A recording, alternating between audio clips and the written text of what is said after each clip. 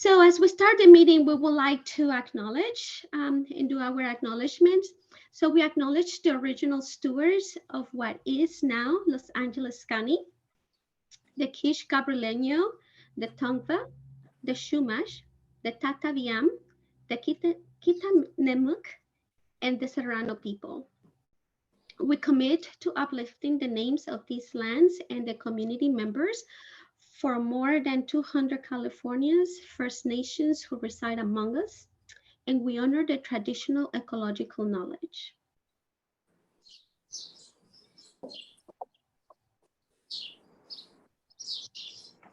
So we're gonna go ahead and get to know each other first. So we're gonna be here for a little bit of a time this morning, today actually. So how about you put in the chat and let us know what is your name, the organization you're representing, and give us your favorite open space in the world. Call from wireless caller. And if you could please mute yourself as we are in the call, so we appreciate that. So let's just go ahead and get started. I will go ahead and put it on the chat, but I'm originally from Panama, so one of my favorite green spaces is actually in Panama. So it's a Parque Balboa, which is a biodiverse place in our country, and I totally love it. So that's my little part of the world. So looking forward to know what yours is. Go ahead and please put it on the chat. Exciting to see what that is. And we move forward, Vanessa, please. Veronica. So we have the agenda today, and for that, I would love to invite Francisco. Francisco is our social scientist for the LA Urban Center as well. And Francisco, if you could just give us an overview of what we're expecting today. Thank you, Yassi. So today we'll have a full agenda. We'll start off with some introductory words from Jennifer Eberlien, Deputy Regional Forester, Rachel Malarich, City Forest Officer for Los Angeles, Heather Noel, Deputy Forest Supervisor, Angeles National Forest, and then Juliann Aukema, Station Director for the Pacific Southwest Research Station. We then have the honor of presenting our keynote speaker, David Maddox from the Nature of Cities. And after that, you'll have the opportunity to hear some young scientists from our Research Fellows program who present their research related to wildfire. You'll hear Renan Valenza, Onya Davidson, Angela de Guzman, and Noam Rosenthal. We'll then have a brown bag lunch where you can break for lunch, or you can join us also and learn a little bit about our Tree Ambassador program.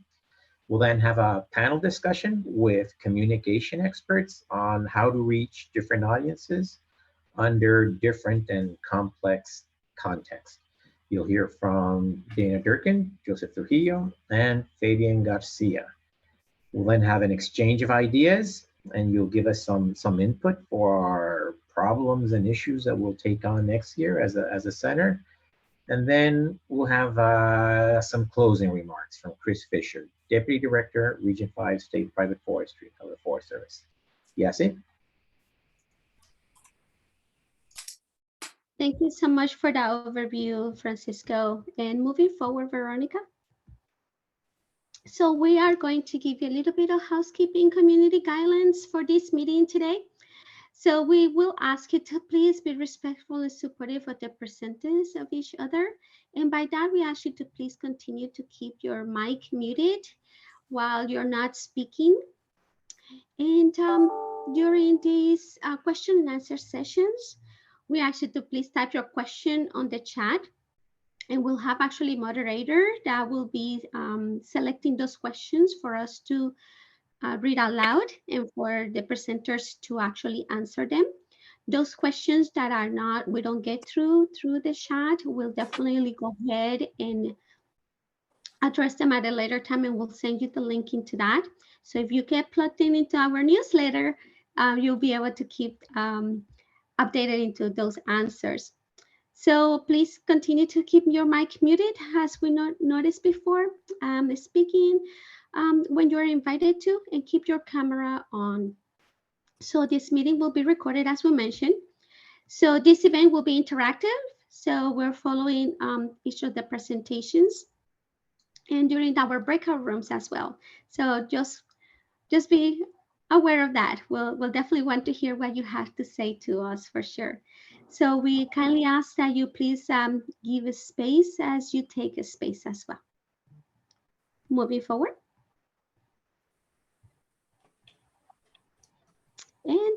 And at this point, we're going to go ahead and introduce Jennifer Eberlien. She's our regional forester for the Pacific Southwest Research Station. And she was very kind to actually go ahead and record her message for us.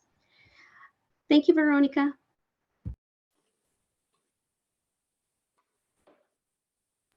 We cannot hear the audio, Veronica.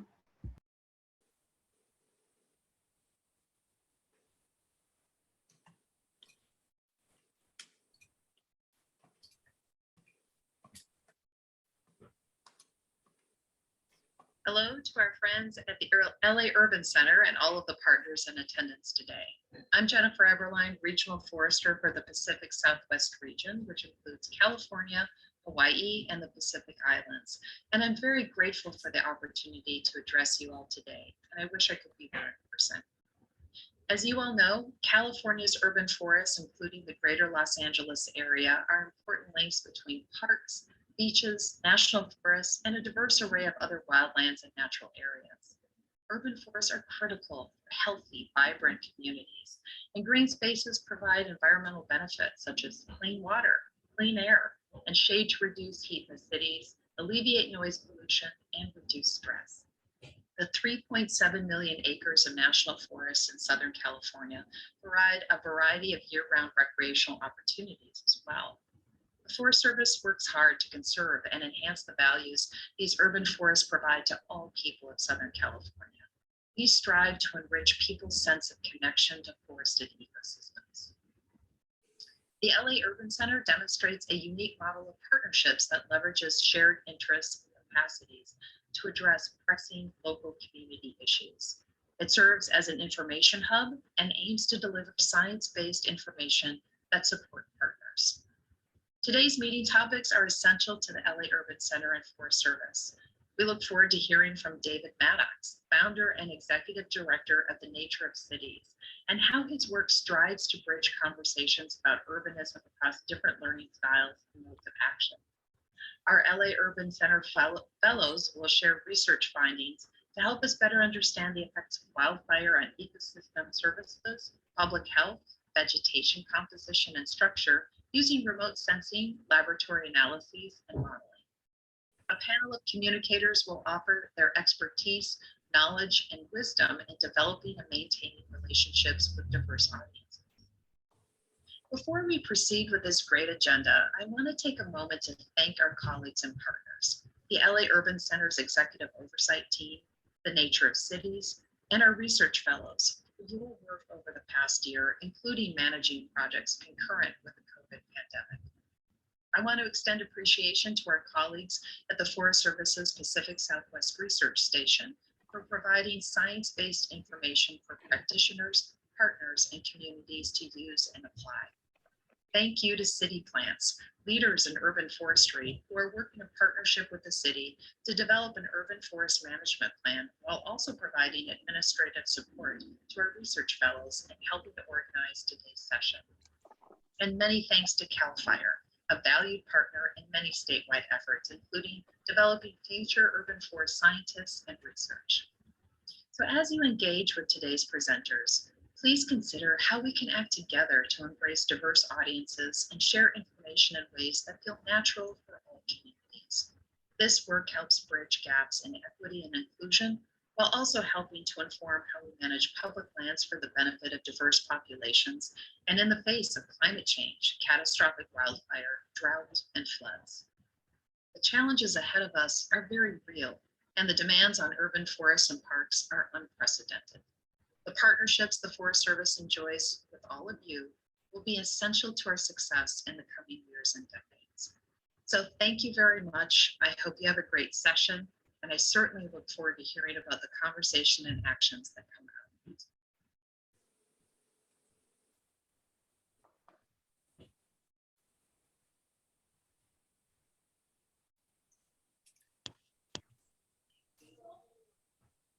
Good morning, everyone. It's taken over full screen and I need to get it not full screen. Here we go. So good morning. I am Rachel Malarich, the City Forest Officer with the City of Los Angeles, and I am so happy to be here with you at the LA Urban Center's annual Spring Partners meeting. The City of LA is grateful to the partnership with the U.S. Forest Service and the LA Urban Center. Their support for important projects in our region and their leadership in research impact the efficacy, speed, and reach of our work as we look to address historic inequities in tree canopy cover, provide critical protection to our residents from the impacts of climate change, and continue to enhance our residents' access to nature. We are particularly indebted to the U.S. Forest Service and CAL FIRE for providing that really important funding to get the ball rolling for improved forest management here in LA, for funding the first steps to an urban forest management plan report back in 2018, and the LiDAR study that looked like at an updated tree canopy analysis. That report was released that same year. They've continued to support us in a number of ways, but I want to share about one in particular. One of the recommendations in the first steps report said we needed to do a financing study for Los Angeles, for our urban forest in Los Angeles.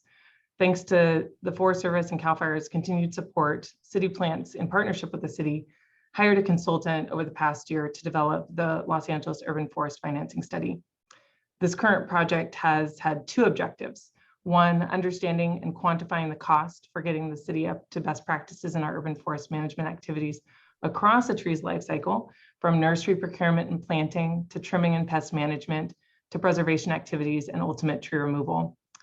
After working closely with city staff to address and understand the current operations and our costs for those best management practices we'd like to be achieving, the consultant then moved on to the second portion of the work, which was identifying and exploring various funding mechanisms the city should consider to utilize in order to achieve those levels of care for our urban forest. So we're looking at how much money do we need and what are some ways that we might be able to get it in order to achieve those urban forest management activities. This report is not yet complete, but we're looking forward to sharing the final report sometime this summer, and then beginning to work on the recommendations from that financing study report. This project and support from the U.S. Forest Service is just one example of how this partnership is helping LA close the gap and provide urban forest resources we know are vital to the health and well-being of our communities. We know that the only way to care for and maximize the health of our urban forest and the natural areas that run through our region is through engaging in partnerships and being informed by science in our decision-making, the development of our programs, and our communication with the public. We are all working to manage complex problems with many variables, and that requires all hands on deck. So I'm glad you all are here today to be part of our team. As we face uncertainty on a variety of fronts, I hope we can face today's session with curiosity and openness to hear from the lineup of speakers, and maybe a hint of optimism as we hear from our fellows as they share their projects as the next wave of incoming scientists, and as you hear about the newest urban foresters trained in the Tree Ambassador pilot program. This program, I also want to just highlight for a moment, led by City Plants, but pulled together by a really robust team. That program was looking to leverage community knowledge, community members' knowledge of their own communities while training them in urban forestry issues and best practices. The program had a robust project team, which you'll hear about during our lunch, leveraging expertise from across multiple organizations. This kind of collaboration is how we address urban forestry issues here in LA, and is critical to our making real progress on improving quality of life here for Angelinos now and in the future. I hope it inspires you. Thanks for joining us, and I look forward to engaging with you all throughout the day. Thank you so much, Rachel. And now we're going to go ahead and hear from our Deputy Regional Forester from the Angeles National Forest, Heather Noel. Heather? Hi, good morning. My name is Heather Noel, Deputy Forest Supervisor here on the amazing Angeles National Forest, and I'm representing all of the forests in Southern California today.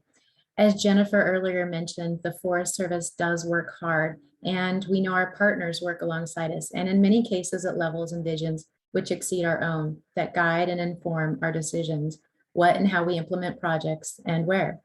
So how are we moving the needle to meet you? Here at the Forest Service this year, we all have a vision, a want that we can do more. So what are we doing to get there? For one, we're working on national and regional hiring strategies with momentum we have never seen in many of our careers. Excuse me. This will build a greater capacity as we prepare to work alongside you. Also, as you'll hear later, we're learning how to communicate in ways that meet our community's needs. What and how they need to hear messaging is vital during emergency situations, and how new users can protect and recreate in our national forests. It's not lost on many of us how many new users we're seeing post-pandemic, and so how are we meeting their needs? So the issues and opportunities represented within the great body of collaborators here is very important. The theme today, communication, reaching different audiences with different approaches, speaks to diversity, inclusivity, active listening, thinking differently, discovering new innovative methods, and leaning forward together. And I hope you can feel the deliberate shift today, this year, our agency is making to move ahead in ways that we have never been able to do before. And that means to prepare and communicate with you before we make those steps, that shift. So you're not just a part of the story, but creating that story with us. And that's incredibly important. And I'm not sure that many of us have ever felt that on either side before. And so it's pretty amazing to do that together and have the agency push that. So I'm pretty excited, if you can't tell. I'm not sure who has visited the LA County Fair this year yet. However, we are there with the BLM and others. And the fair's theme this year, Back to Our Roots, couldn't be more timely. As I discussed, our shift to move forward with a pace we have not seen in our lifetime, our career time, rather. We can't lose who we are, our own roots, the value we bring to the land and our communities. This year, we dedicated funds again and people to support our presence at the fair, just sharing those traditions that we share, outreach to many of the folks that walk by and come up, and they are excited to see what we bring to the fair each year. The history, fire prevention education, innovation, and stories about how we're working together with you. One example of innovation is a collaboration that Yassi Wilkins here worked on with a school in Rancho Cucamonga in 2018 and 19, stemming from questions that the students had. This collaboration, while it did result in students designing a community and homes with 3D printing, yes, but even more important, a seed was planted, and this group will take what they learned and apply it forward as they develop in the communities they elect to live in as adults. And having been in so many communities and seeing this progress as students learn and as they grow and they branch out in college and beyond, it's pretty exciting to see what they do with that. I'm excited to watch the hungry new generation in many of the forums that many of you see and that we don't. I'm hoping to learn more about what you're learning and investing in that generation so that we can also take part and share many of the collaborations that we're working on together, many of those innovative strategies, and where would they like to be on the forest in their future. Yassi mentioned also that although these connections are not frequently visible, these relationships are vital to our growth, and we acknowledge, value, and nurture them because it is who we are. This is who the Forest Service is. This is who we collectively are here today and represent. Connecting, sharing, and investing in what this is. That's incredibly important to come together and make that time and space. So I appreciate and thank you for being here today. And I look forward to leaning forward with you in this collaboration. So thank you. Thank you, Heather. So next, we're going to hear from Juliann Aukema, Assistant Director for Research, Pacific Southwest Research Station.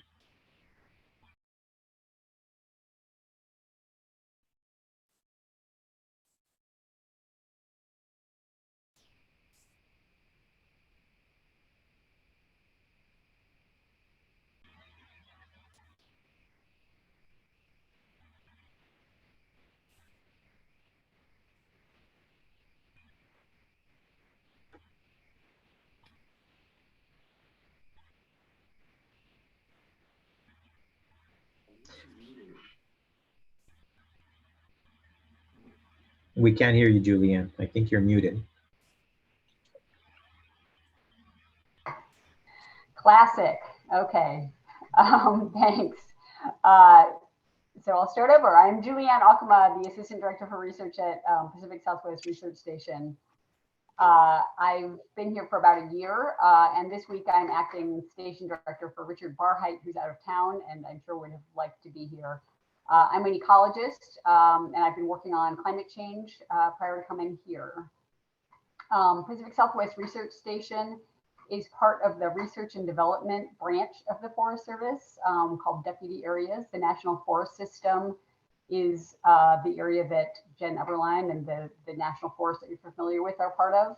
And there's also state and private forestry. Research has been a part of the Forest Service's mission since its inception in 1905. And our work directly informs management actions that are taken by the Forest Service, by states, tribes, and other land managers, including cities. And it occurs at a number of locations, experimental ranges and forests, and we have 9 urban field stations, including the LA Urban Center. The Pacific Southwest Research Station includes California, Hawaii, and the US affiliated Pacific Islands with 6 offices in California. We've recently finalized our new charter and organized into 3 themes: biodiversity and ecosystems, wildland fire science and stewardship, and humans and nature. And urban concerns and urban research and the importance of the LA Urban Center are specifically addressed in our new charter. We do research that informs the stewardship of urban and community forests, including quantifying effects of urban and community forests on air quality, heat island effects, energy use, carbon neutrality, human health and well-being, and determining threats to the resilience of urban and community forests from a variety of different potential threats. And we're also working on research to inform strategies to address inequities in access, property valuation, and other ecosystem services of urban and community forests. And we consider the LA Urban Center to be a really critical partnership for achieving PSW's mission and charter. And this work is fundamental to our mission and to the LA Urban Center's mission of serving as a research hub for fostering collaboration, new science, and delivering and engaging diverse communities. I'm really excited about the research that's going to be highlighted today and about the ongoing dialogues and collaboration of the LA Urban Center during this partnership meeting. So thank you very much, and I look forward to hearing how things go.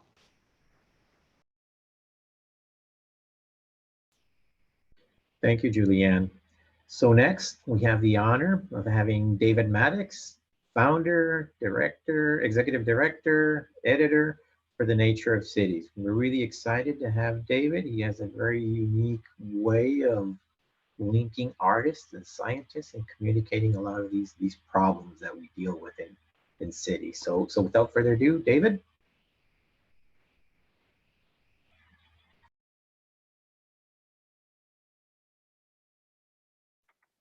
Hi, everybody. I'm going to share my screen. Which means other people are going to stop sharing the screen. Here we go.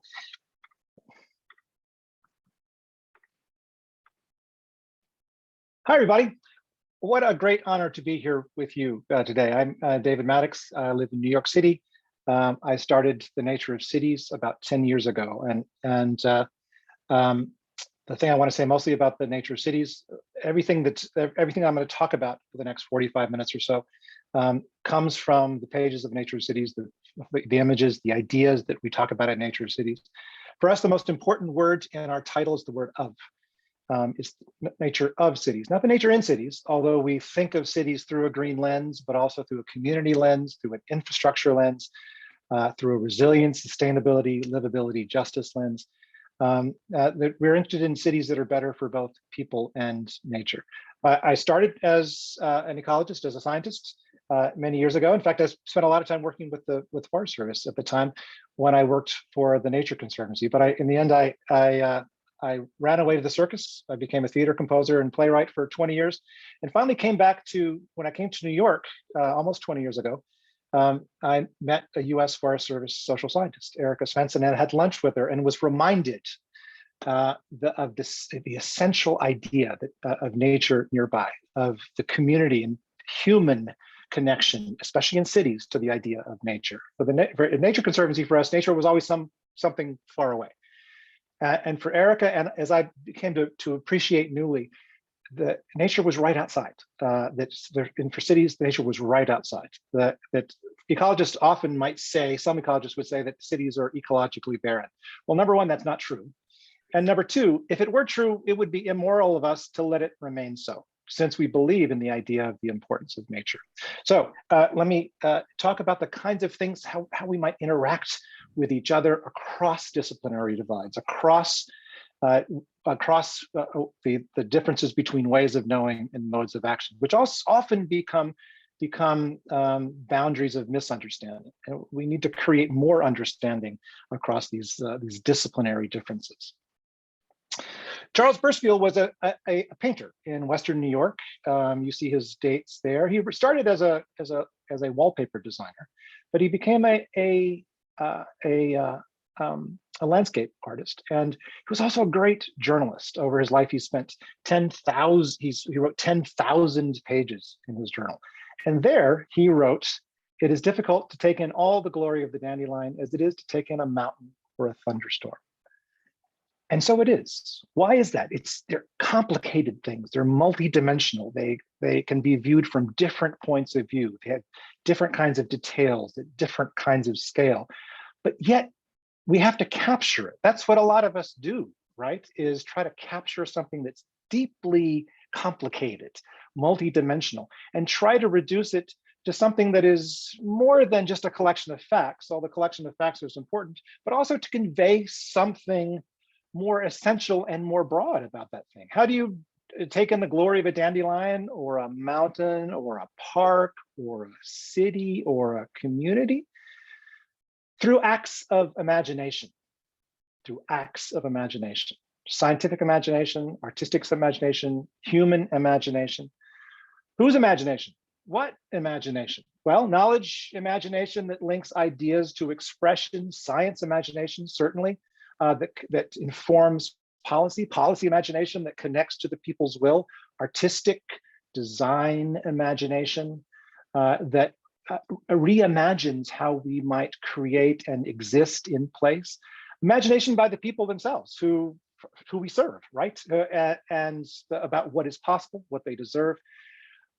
I want to assert, I deeply believe this, that these modes of imagination can only find their full expression if they are more interconnected. We often talk a lot about value when we think about nature and ecosystems and their services. How much is it worth? What does it provide to us from monetary points of view? But I want to actually, there's a different form of the same word, and that is values. What do we believe in? What do we want to accomplish? And those are related words, obviously, but not exactly the same. That we want to create a sense of a dialogue, a narrative, a story about the things that we believe in that will create cities that are better for both people and for nature, both of those things, because I do not think those things have to be incompatible. In New York City, quite a while ago now, we started something called the Million Trees program when Mike Bloomberg was the mayor. And the thing that won the day originally was the idea that the trees had monetary value. And there was a calculation about it. I can tell you that that calculation was aspirational at the time, but it won the day, and it convinced the city administration and the wide variety of organizations in New York to invest in the idea of more trees, the essential good of trees. But there are other values of trees, right? So there are social values, there are happiness, ecosystem service values, yeah, but biodiversity, contemplativeness, gardens, experience. There are many values.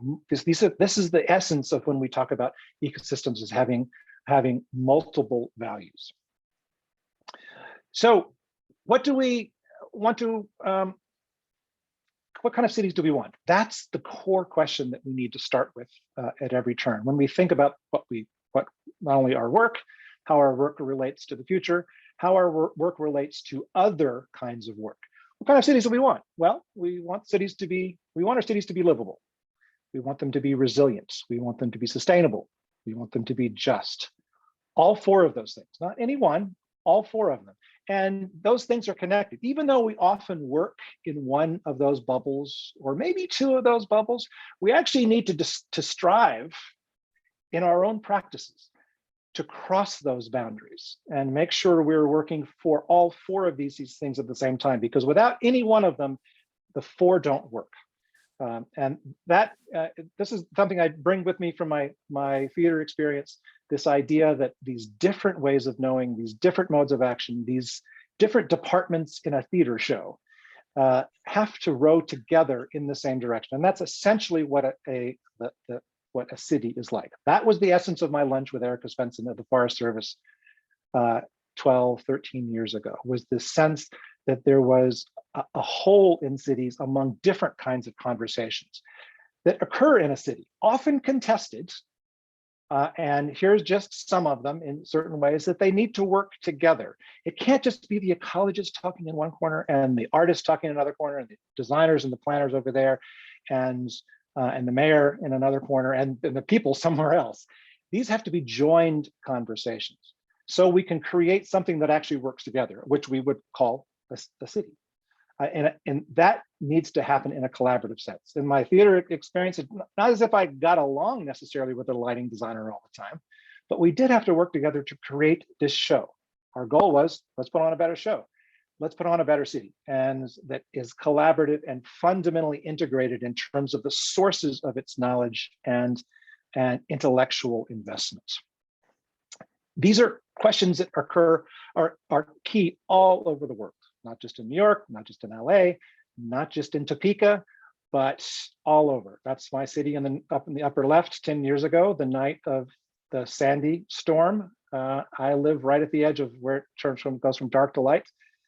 But these questions of resilience and sustainability and livability are common around the world. Everybody has similar problems. And the things that you guys learn in Los Angeles are the kinds of things that will be needed elsewhere as well. Just like the things that they're learning elsewhere might be really useful to you in Los Angeles. It's a big world out there and very connected in terms of the kinds of challenges that everyone seems to have. So there are three beats of the thing I want to talk about today. And the first one is connecting values, vocabulary, and communication. You've seen a lot the idea of green city metrics. What's the greenest city in the United States? What's the greenest city in Europe? They happen all the time. And they tend to be black boxes. They don't really know what's inside them. But here's some examples of the kinds of things that are in them. There's green elements, sort of, but also water and waste and energy and buildings. I can tell you that the green elements actually have a fairly small component in these kind of green city rankings. All of those things are important, sure.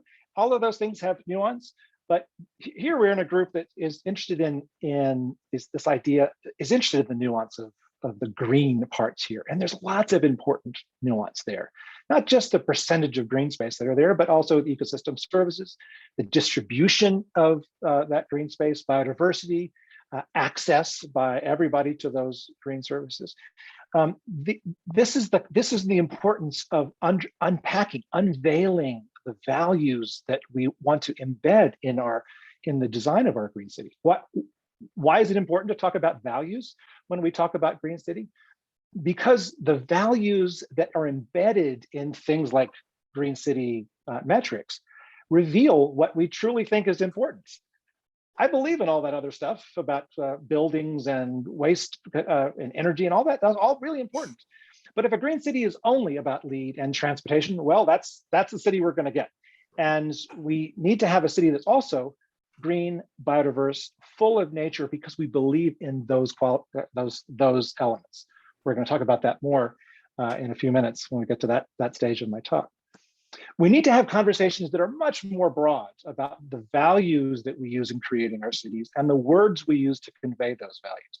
And a question that we always need to ask ourselves is, with whom are we going to have those conversations? To me, the answer is everybody. That's easy. Let's talk about the idea of metaphors. We use words commonly in this work: resilience, sustainability, livability. Those are words that exist really comfortably in the realm of metaphor. They communicate really well. Who doesn't want a resilient city? Everybody wants a resilient city, right? The difficulty is in the details of creating that resilient city, often because there are trade-offs in that resilient city. In some cases, resilience at one scale might create vulnerability at another, or one place at another. We need to use metaphor for its values, but also for its ability to communicate, but also we need to be clear and open about what the meaning of putting resilience into effect might be. Here's an example from my city, New York. Up to the left is Manhattan, down to the right is the Atlantic Ocean. We didn't do this, but there was an idea to put a giant sea gate across the mouth of the harbor. So when the stormwater rushed in, Hurricane Sandy, for example, somebody's going to be saved. I live in Manhattan, it's me. Good for me, I'm going to be saved. Well, the water's coming. And where's it going to go once we close those gates? Well, it's going to go down to the left, that's Staten Island, and it's going to go over to the right in Brooklyn. Too bad for those people, right? We didn't talk much about that as we talked about the idea of that gate. So resilience works beautifully in metaphor.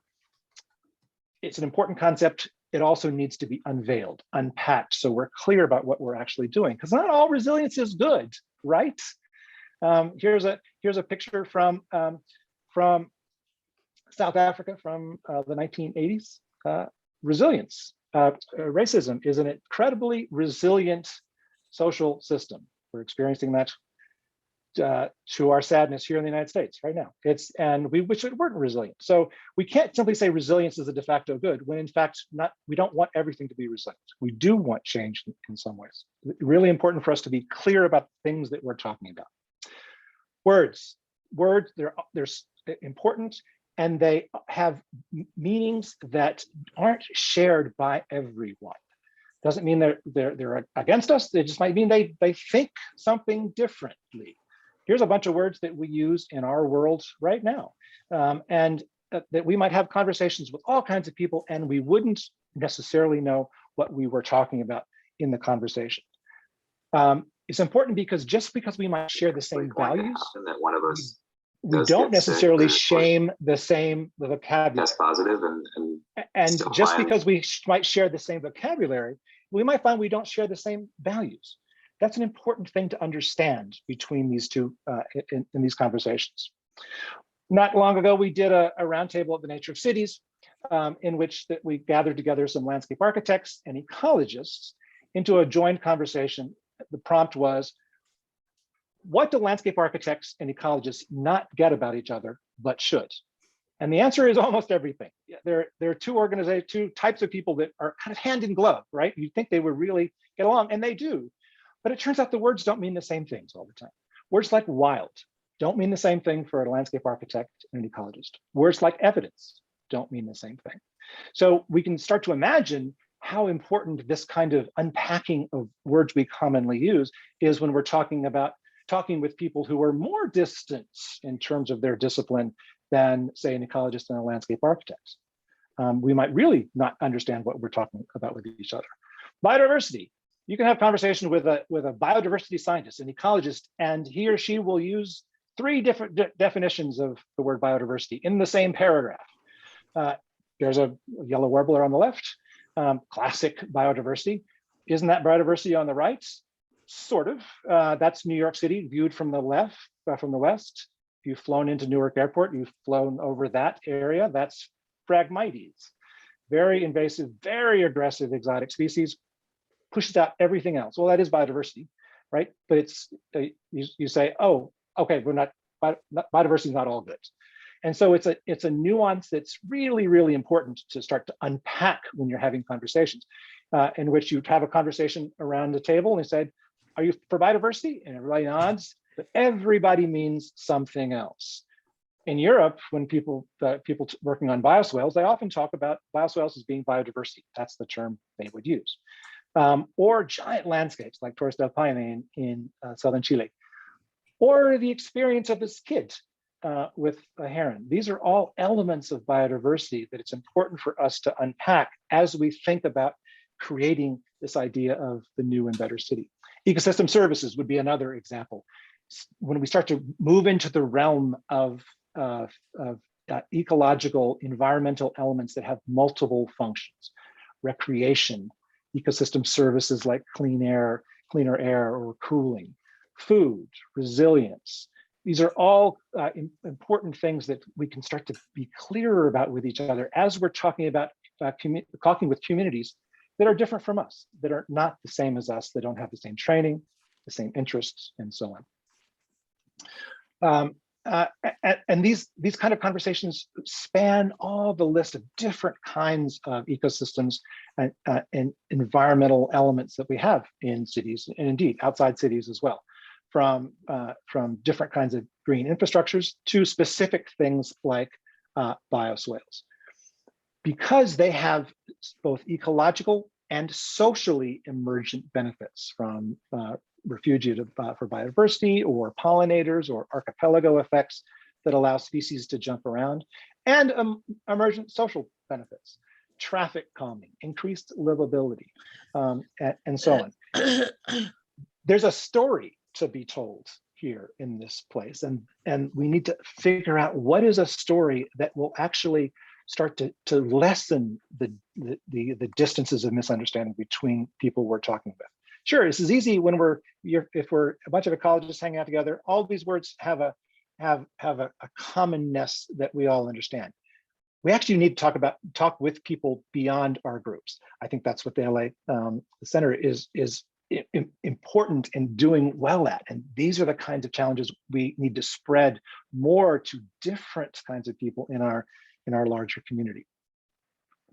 Oh, how do we do that? Well, one of the things, I think we need to make sure we involve people, regular people, not scientists, not the professional class in these kind of the storytelling aspects. How can we connect the stories of our work, the stories of science, the stories of practice, the stories of art, and vocabulary, so we can have wider conversations with people who don't necessarily understand the words we use, but maybe also don't even agree with us. Now that's important, because we know that shared values and is not necessarily the same as shared vocabulary, and vice versa. The words don't mean the same thing. Words like place can have very complicated, fizzy meanings for different communities.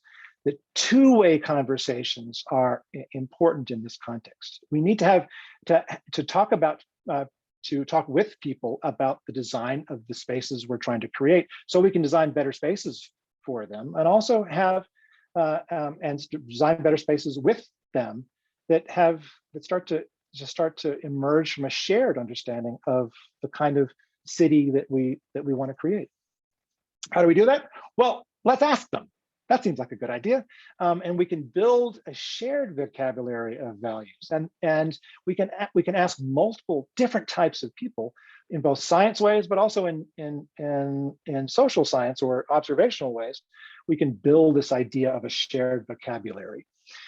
And there's an increasing number of studies, social science studies like this, which want to explore for regular people, why do they use the outdoors? How do they use the outdoors?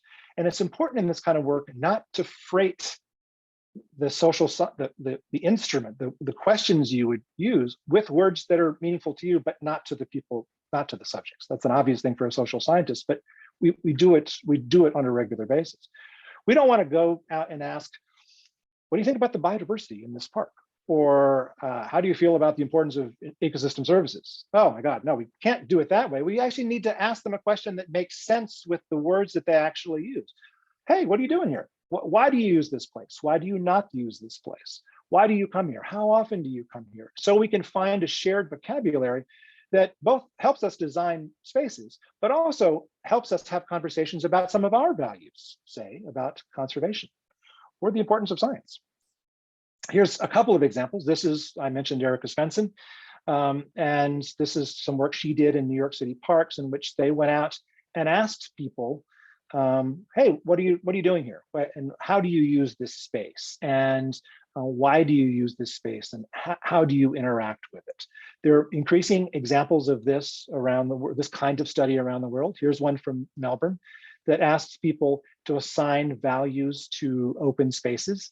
And one of the interesting things about this study is that there's some bad words in here too, which are also important for us to know as designers of urban environmental space.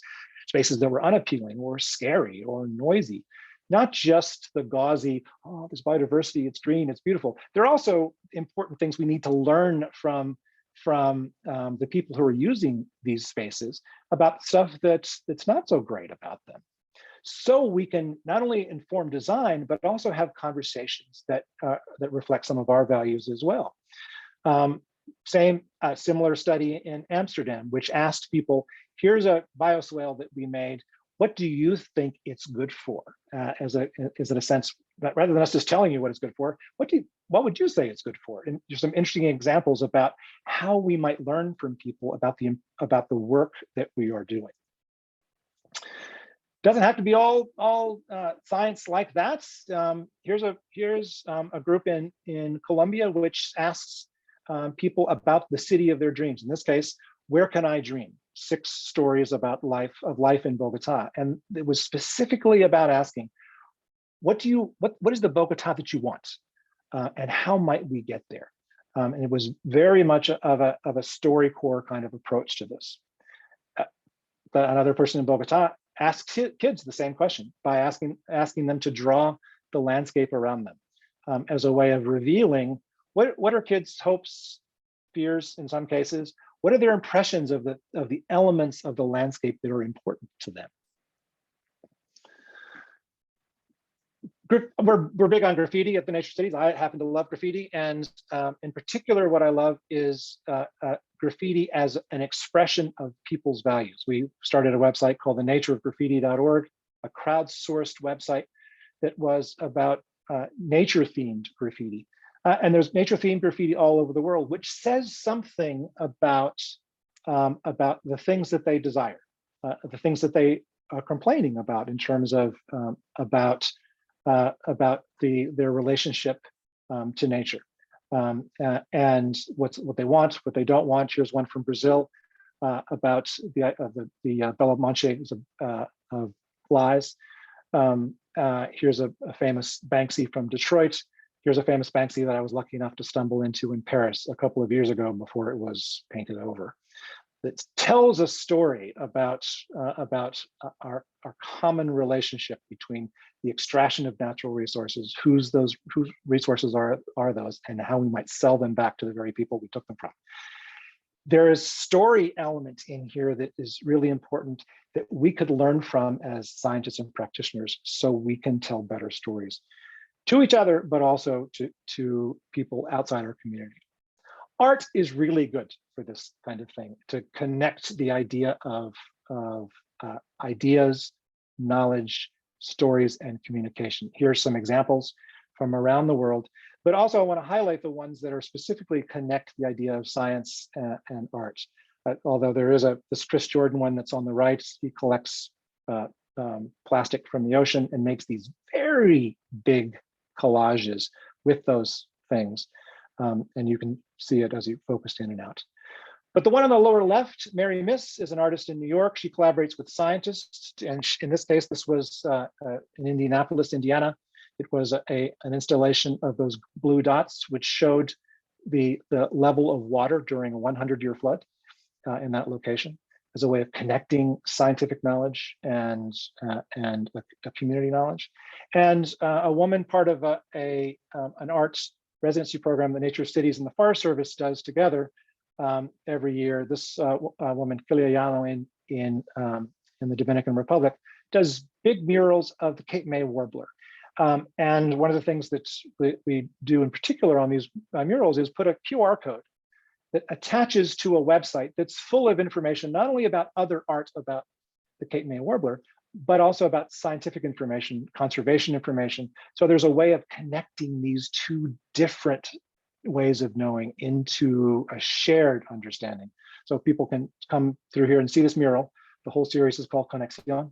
The connection between all kinds of things, the connection between migration paths of the Cape May warbler, the connection between the Cape May warbler and the communities that they winter in Dominican Republic in one example, but also the connection between art, expression, and science. We do a bunch of these every year it's a collaboration between the Nature of Cities and the Forest Service. We've had 4 every year. This year, we're going to have a dozen from around the world. And the fundamental idea is to put artists and scientists and practitioners together to see what we might learn at the fuzzy boundaries between these ways of knowing, what we might learn that's new. One of my most cherished things that I learned and take from my theater experience is the idea that through collaboration, we can create something we could not have created by ourselves. And for that, we need to actually encounter people who think differently, encounter people who work differently. The takeaway from all of this, regular people don't talk about outdoor spaces the way scientists do. And that's neither a criticism of neither side. It's actually a celebration of both sides. And in this observation, there's a lesson for how we might learn to engage beyond our communities of practice, and a lesson for the importance of collaborating across difference. And in fact, I challenge us all to find ways to communicate beyond the boundaries, the usual boundaries of our way of knowing. That may be surprised that I think of Martin Luther King when I think of this, and this idea that we need to tell better stories that connect our knowledge, the things that we work on, and our values to the futures that we want to create. And what I want to say is that Dr. King said, "I have a dream." What he did not say is, "I have a 21-point plan." I have a dream is a much better story that embodies so much of the things that we want to talk about, that we want to engage, and we can engage with each other over. We can sort out the details if we start to find a shared vision for what the future is. Because remember, communication is not about distributing information, although we often act as if it is. It's actually about creating a shared understanding. It's not about dropping a report on them. It's about trying to learn something from each other so we might get somewhere new. And now I get involved in a lot of European projects, and the good thing about the European Commission is they're very big on making sure that scientific knowledge gets out to the people. I'm sorry to say that they always call it dissemination, which I find is just a terrible word in this context. It's all one way. What we actually want to do is engage with people. We want to engage around the ideas. Do we believe in the ideas? Yeah, I suppose. Then we should engage with them, people around the idea of sharing them and finding out what they want, what we want, back and forth. So let's see if we can abandon the idea of dissemination and really lean into the idea of engagement. Okay. The second beat of the talk that I'll come back to those communication ideas again, but let's talk about this idea of justice and access and geometry. Do you believe in the benefits of ecosystems and their services? Yes? No? I presume everybody here would raise their hand and say yes, that we believe in the benefits of ecosystem services. Well, then the question that immediately begs is, who deserves to enjoy those benefits? Everybody, no? Does everybody enjoy them now? No, they do not. It's important for us to think of the idea of access as a key element of the idea of ecosystem services and justice. And I will tell you, over the last years, I've come to believe that nothing that we talk about in the course of a meeting like today does not fundamentally involve questions of justice. And one of the core aspects of the idea of justice is the idea of access to those benefits. Now, historically, we've thought of environmental justice as, where's the bad stuff? Where are the dumps? Where's the pollution? We have not solved those problems. They tend to go where poor people live. We have not solved those, but we haven't talked so much also about, where's the good stuff go? Where do the trees, where do the benefits go? That's also an unsolved problem, because the rich people tend to get the benefits as well. is not only do they not get the bad stuff, they get more of the benefits. That's something that we as professional environmentalists have to solve. We have to think about it on a regular basis. Here's the EPA's, the Environmental Protection Agency's definition of environmental justice. The money part is in yellow. Environmental justice will be achieved when everyone enjoys the same degree of protection from environmental and health hazards and equal access to the decision-making process. Well, that's not bad. It's especially the decision-making process. That's pretty progressive, but it's all about the bad stuff.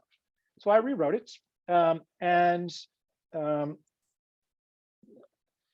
rewrote it like this: environmental justice will be achieved when everyone enjoys the same degree of protection from environmental and health hazards, and here's the new part, and the same access to the various services of the environment, and equal access to the decision-making processes for both. That balances this idea of let's make sure that the bad stuff is not going all in one place, and the good stuff is not going all in one place as well. Let's take an example. Trees. Trees are good for we've seen all these lists over and over again: clean air, jobs, clean water, happiness, mental health, community, all of that. Trees are good, but they are not distributed equally, and that's true all over the place. And many cities, the tree-lined streets are where wealthier people, often white people, are, and people of color and poorer people don't have as many trees. If we believe that trees are good, then why is that the case? Those patterns exist all over the world. Here's an example in New York City. Here's an example in Washington, D.C. A simple example, Washington, D.C. is a quadrant, and in Northwest, in section 1, the mean household income is very high, and there are lots where all the trees are. And in zone 3, Southeast DC, the tree cover rating is much lower, 48%, and that's where the poor people in DC live. If we believe in the benefits of trees, then that should not be the case. A good thing is that we can measure, we can assess how we're doing in these ways, because we can assess things like proximity to the good stuff in the environment. Here's some metrics in New York where the standard is everybody should be within 5 minutes of a park. And we can measure, and an organization called New Yorkers for Parks does this every year. They do a survey across of all the neighborhoods in New York, how many people are close to various classes of green infrastructure, neighborhood parks, large parks, and so on. And you can see some of the data there. The standard is 100%. Everybody should be within a 5-minute walk of some kind of park. We're not there yet, but the beauty of measuring it allows us to have a standard that we can measure against and assess our progress towards. This is true all over the world. This is not a problem that's unique to the United States. It is a problem that seems to be unique to humanity. And it's a problem that we need to solve. And we can solve it place by place by place.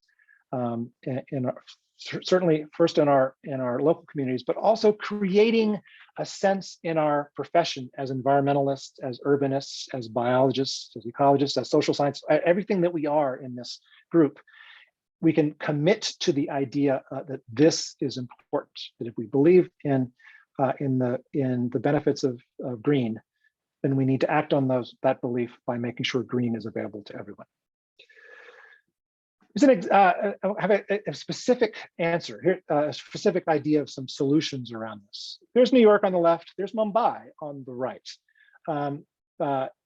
New York's a pretty dense place in terms of the number of people. Mumbai is even denser and smaller in space. And I will tell you that comparing the accessible green space in these two cities, Mumbai has 1% of the amount of accessible green space that New York does. And if you've been to New York, you know it's a pretty dense, built up place. Mumbai has only 1% of that. There's a big green space up above the percent sign that provides most of the water of Mumbai, and nobody can go there because it has tigers in it. So that's not an accessible place for people to go. So I want to talk briefly about the idea of what might we do about that? And I want to make a pitch for linear parks. In Mumbai, there are these open sewers, they're called nullas, and there's a visionary architect, P.K. Das, who has spent time greening those nullas to make them more accessible. They were fenced off, they were garbage dumps, they were polluted, they were dirty. They weren't being used as the amenity that they were. And what's also beautiful for a city that has so little green space is that what else does a linear park like this, what is this linear park compared to the question of justice? It cuts through lots of neighborhoods, so more people are closer to it. That's the element of justice and geometry that's important. Just some simple geometry. Let's take three shapes that have the same area, but they're shaped differently, so they have different perimeters. So the square has, for the same area, has a perimeter of 8, but the long skinny space has a perimeter of 17. How many people live within a 10-minute walk, a half a kilometer walk? That's the box around. We might call that the people catchment area. All right, what's the people catchment area of these three different shapes? Just again, it's just simple arithmetic. The people catchment area of the square is 2.5. People catchment area of the long skinny one is 4.5. Obvious, right? More people live within a 10-minute walk of a long skinny park, a corridor park. Here's some examples of cities around the world in terms of their size and density. In Mumbai, there's the density. It's a really dense city. How many people would be served by a 2.5 square kilometer park? That's 5 kilometers by half kilometer. 178,000 people would live within a 10-minute walk of that park. How about New York? 42,000, Seoul, 100,000, Rio, 41,000, Bogota, 81,000. How big a park would it take how big a square park would it take to serve that many people? A really big park, which none of us have. And so that's the other thing that's important about the idea of corridor parks, is that they're targets of conservation and social opportunity for us. We might be able to put them along highways or along riverbanks in ways that we would never in an established city be able to make if we were had to create a square park. We can create parks that are accessible to more people. Now, long linear parks are not the answer to every problem. They're not the answer to maybe a biodiversity or a conservation problem.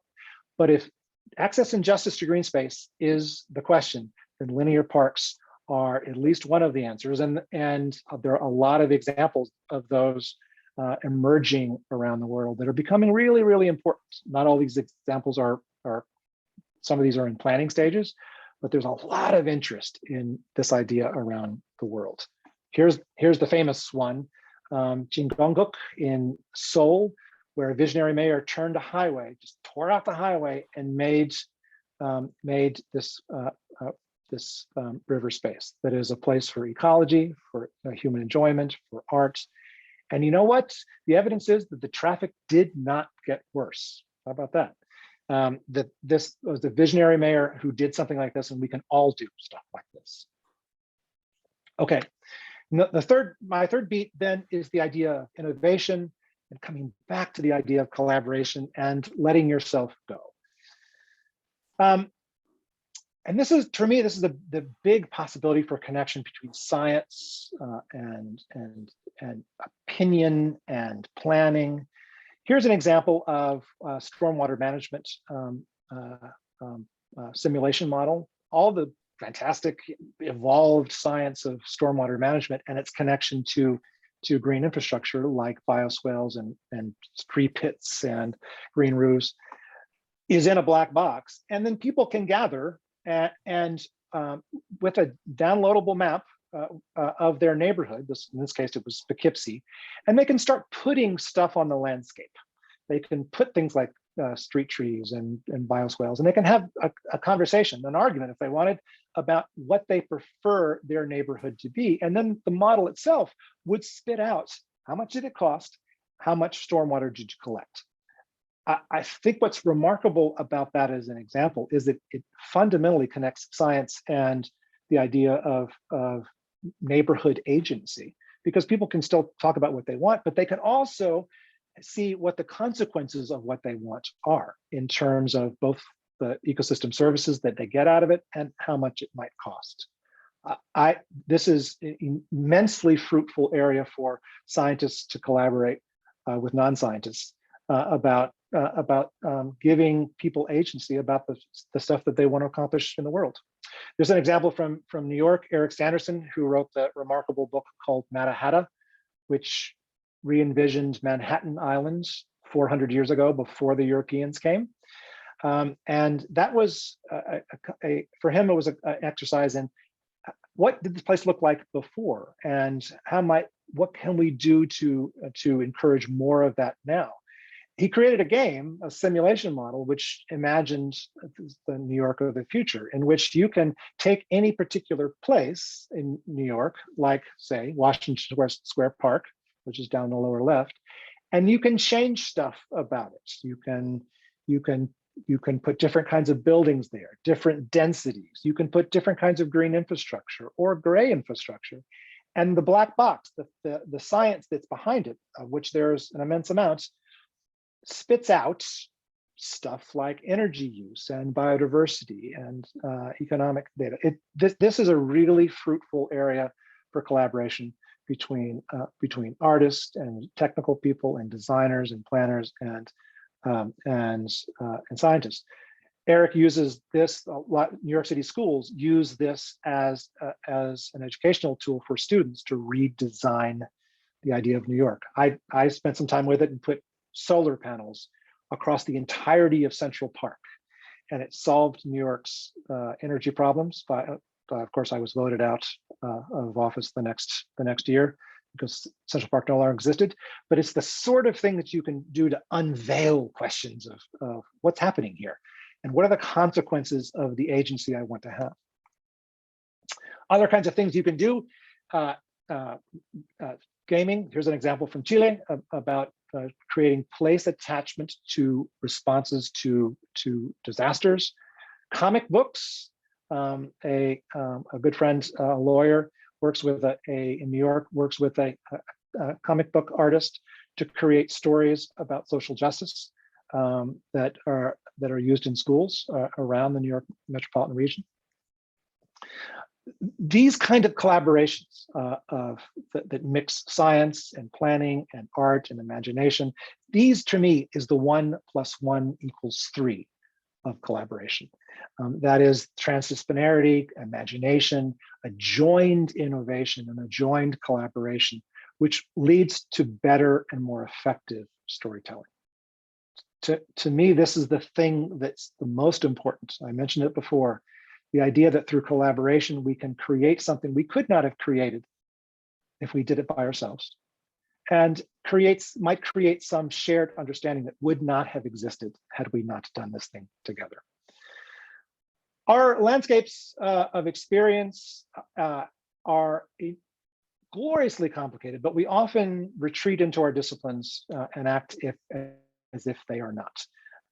I get it. I understand why we like inhabiting our disciplines. We went to those disciplines for a reason. It feels right. We like the people in the disciplines. We understand it. But there's an important part of making sure we don't remain in that discipline as we emerge out to think about the larger questions of how to build cities, how to create cities, how to make something that is fundamentally reflective of the diversity that cities are. That cities are big, roiling hairballs mess of contested spaces. Every one of those points of view, or I'll say most of those points of view, are legitimate and need to be discussed openly and respectfully and honestly. Science included, knowledge included, but also community-based questions, art, and so on. This is the model, the sense in which we create the imagined city, and not just the built city, imagined in a shared way across these different ways of knowing, across these points of view, these modes of action. It comes back to this idea of taking a complicated space that you can't reduce to a single number, that requires a sense of a broad sense of what are our values here? What do we want to see? The dandelions are up front because Birchfield wanted to show us the dandelions, but the other things are still there that we have to engage them. And that's the sense in which there are values embedded here, but also improvisation and intuition and imagination, perspective. These are words that don't necessarily fit well, that don't sit well with scientists, although these are the kinds of things that scientists do every day, especially when they're first starting to think about the projects they do in science. If you think of natural history, it's fundamentally based in the idea of these questions. And in this sense, these are the things that we want to re-engage with as artists. Sure, they do that every day, but also as planners, as designers, as regular citizens, as scientists, and in a sense, use an imaginative lens to create some sense of safe to fail, in the sense that we might experiment with the kinds of things that we might do. It's back from in Birchfield's journals, he wrote this, which I was very struck by. All day on the gateway to September, putting in the huge insect tree in the August part. For the first time in weeks, I let myself go in improvisation and fantasy. And in letting oneself go into improvisation and fantasy, you might be able to see something in an old space, in an old word that you had not seen before. And in that sense of discovery, we might make some progress that we could not have made had we not done such a thing. We might see something new. Thank you so much for letting me speak with you today. It's a real honor to be here. Thank you so much.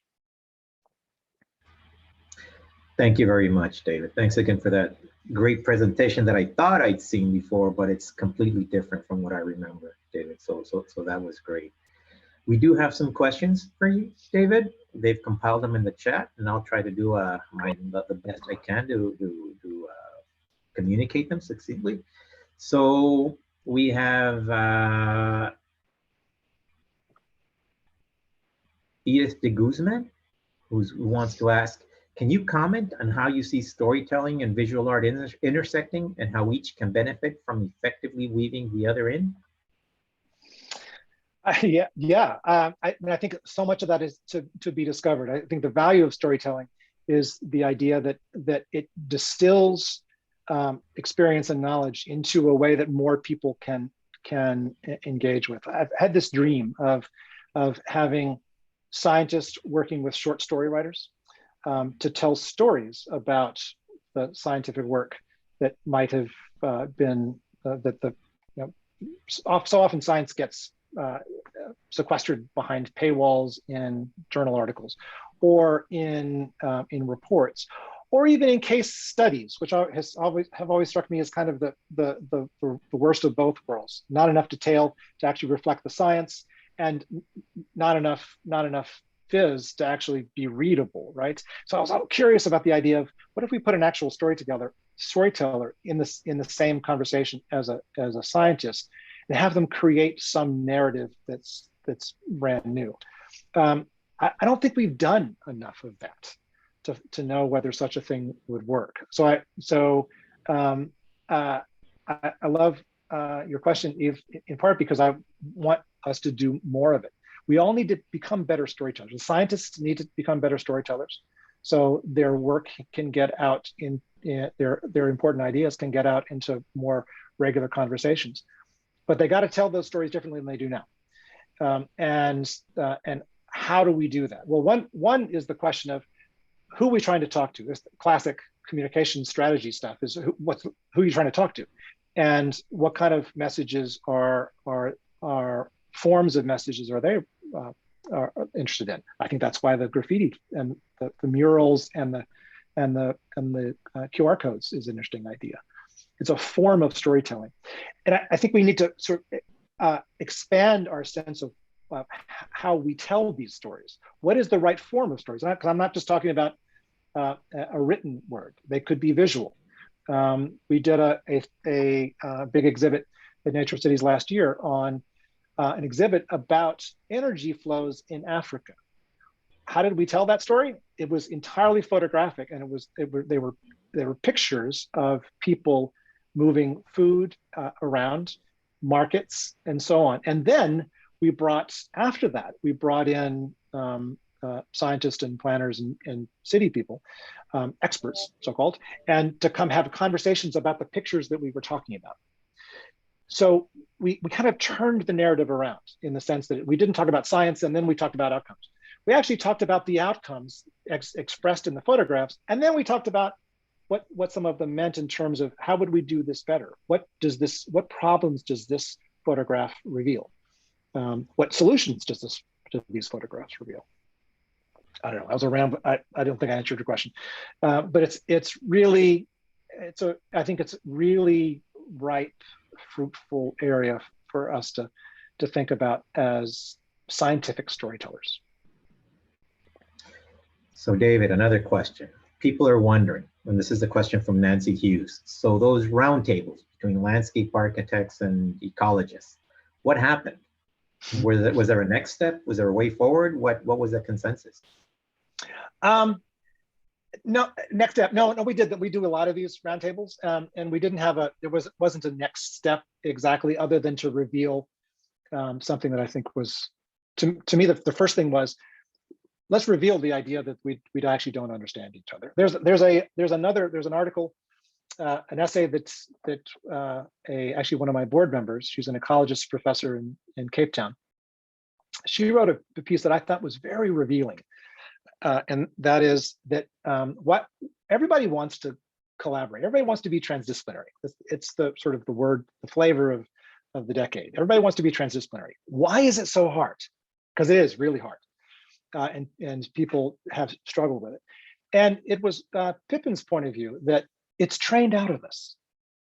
That is, what is our training? And if this is our training of any sort, but it's easy to think of in scientific training, especially in disciplines, ecologist, sociologist, engineer. What is the fundamental thing about our training? It teaches us about method. And so it effectively, in the method question, teaches us what's true and what's not true. How do I recognize something that's correct? Well, it's based on a method. And if I'm trained in a particular method, that in a de facto way suggests that those other methods are not true. It's not as good a truth. The sort of classic dumb one is the difference the so-called difference between the biophysical sciences and the social sciences, all right? And that was one of the revelations around, I think we might have guessed it, but the revelation about the idea of landscape architecture and ecology is that they all believe in the same stuff. But questions like evidence words like evidence are fundamentally different. Now, what's the next step? We didn't have a next step for that one. I've continued to pursue in roundtable forums conversations like that. How do we unpack those words?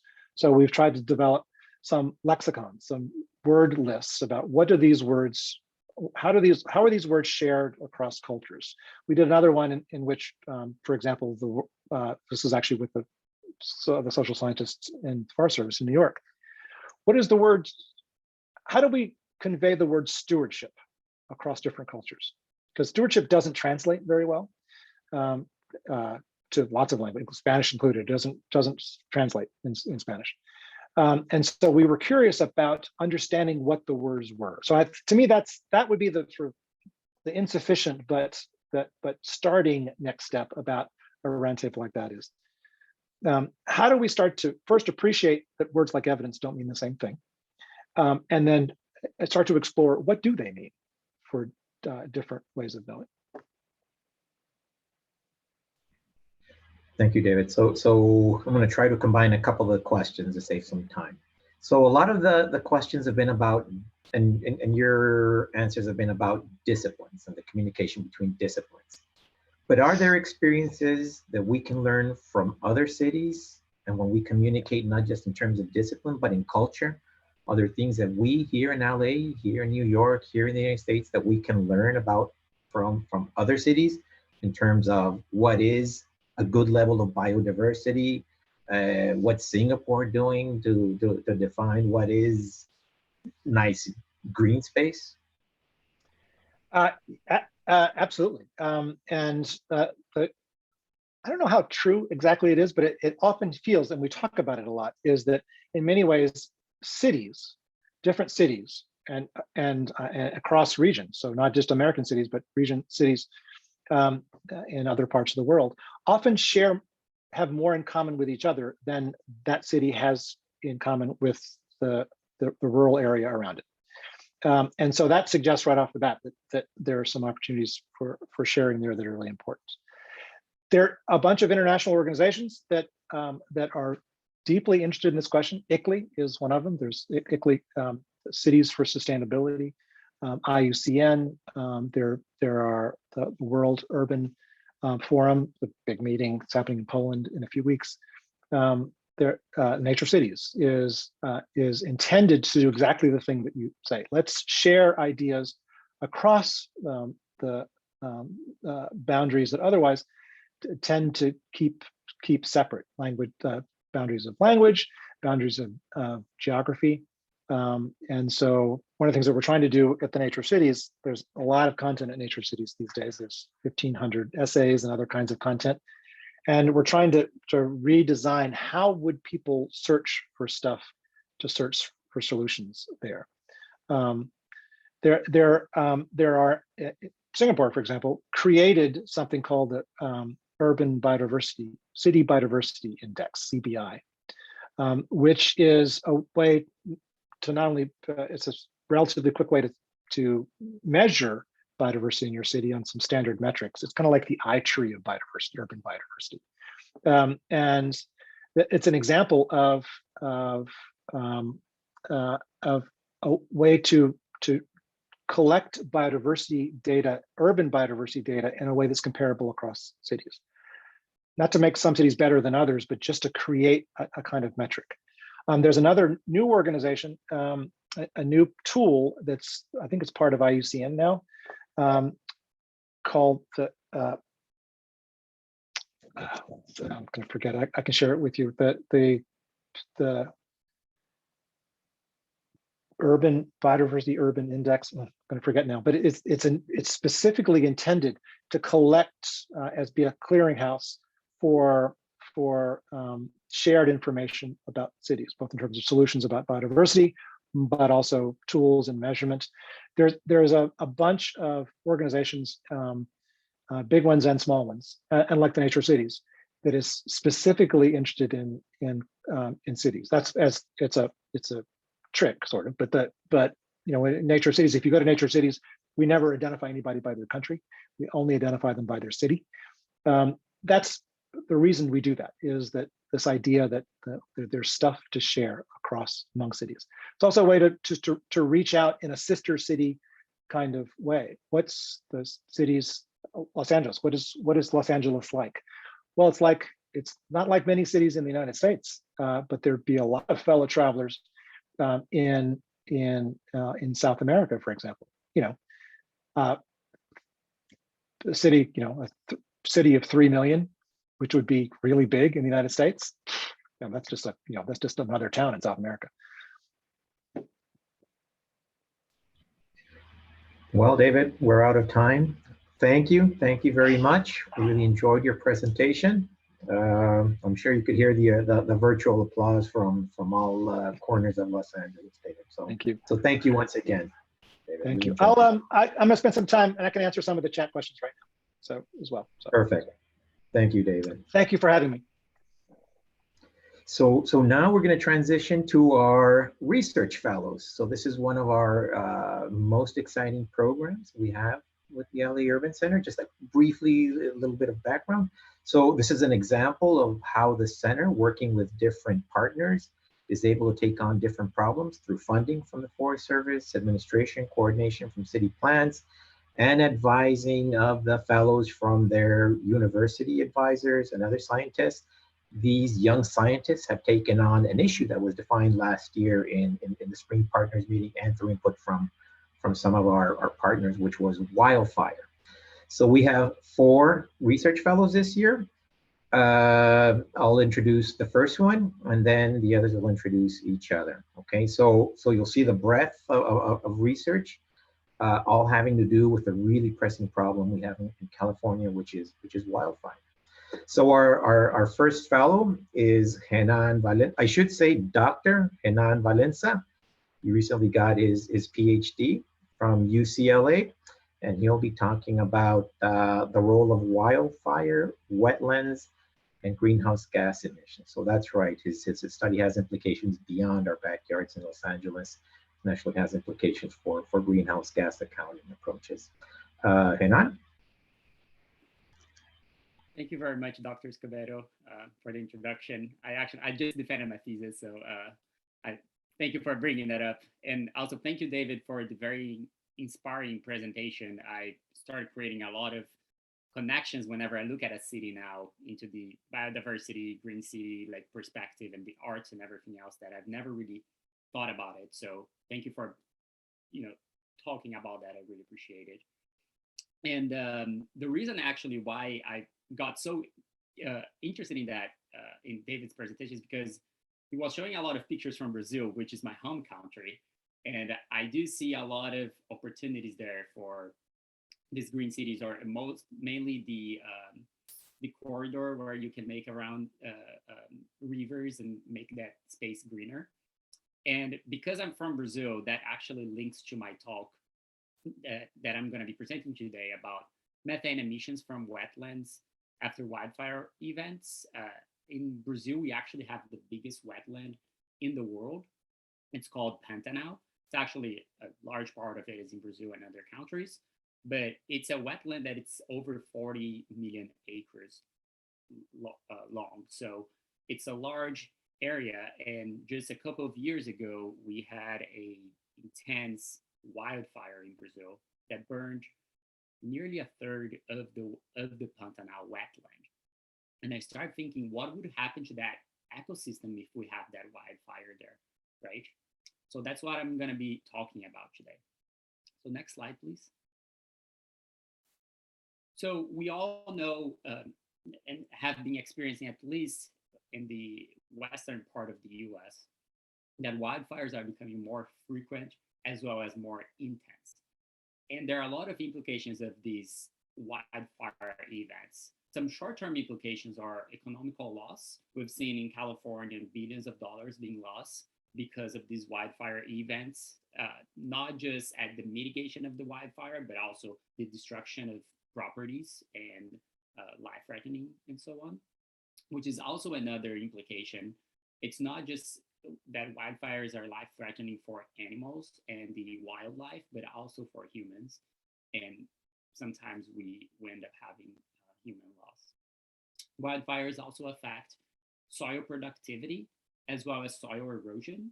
So after a wildfire, you have a lot of these residues that are left behind that can be easily transported from the wildfire affected area to another place. Next slide, please. But what's next? What comes after this wildfire? Because all these implications that I've just talked about, they're the short-term implications. They are the first implications that we see. But what will happen next? Next slide.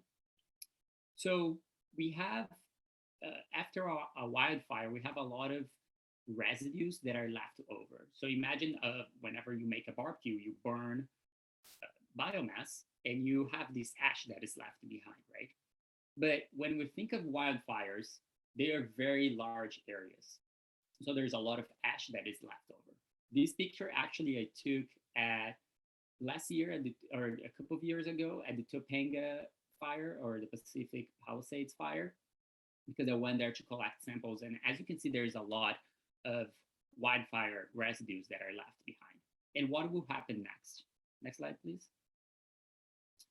Basically, after a wildfire, after it burns all these trees and hopefully not, but sometimes houses and so on, those wildfire residues are left behind, and they can either just stay in place forever, or they can be transported by wind if there is windy days, or most likely they're going to be transported by stormwater runoff. So at some point, you're going to have a rainfall at that location, and this water is going to move these residues, either infiltrating these residues through the Earth's subsurface, or it's going to carry it along the surface of the Earth to a surface water like a wetland.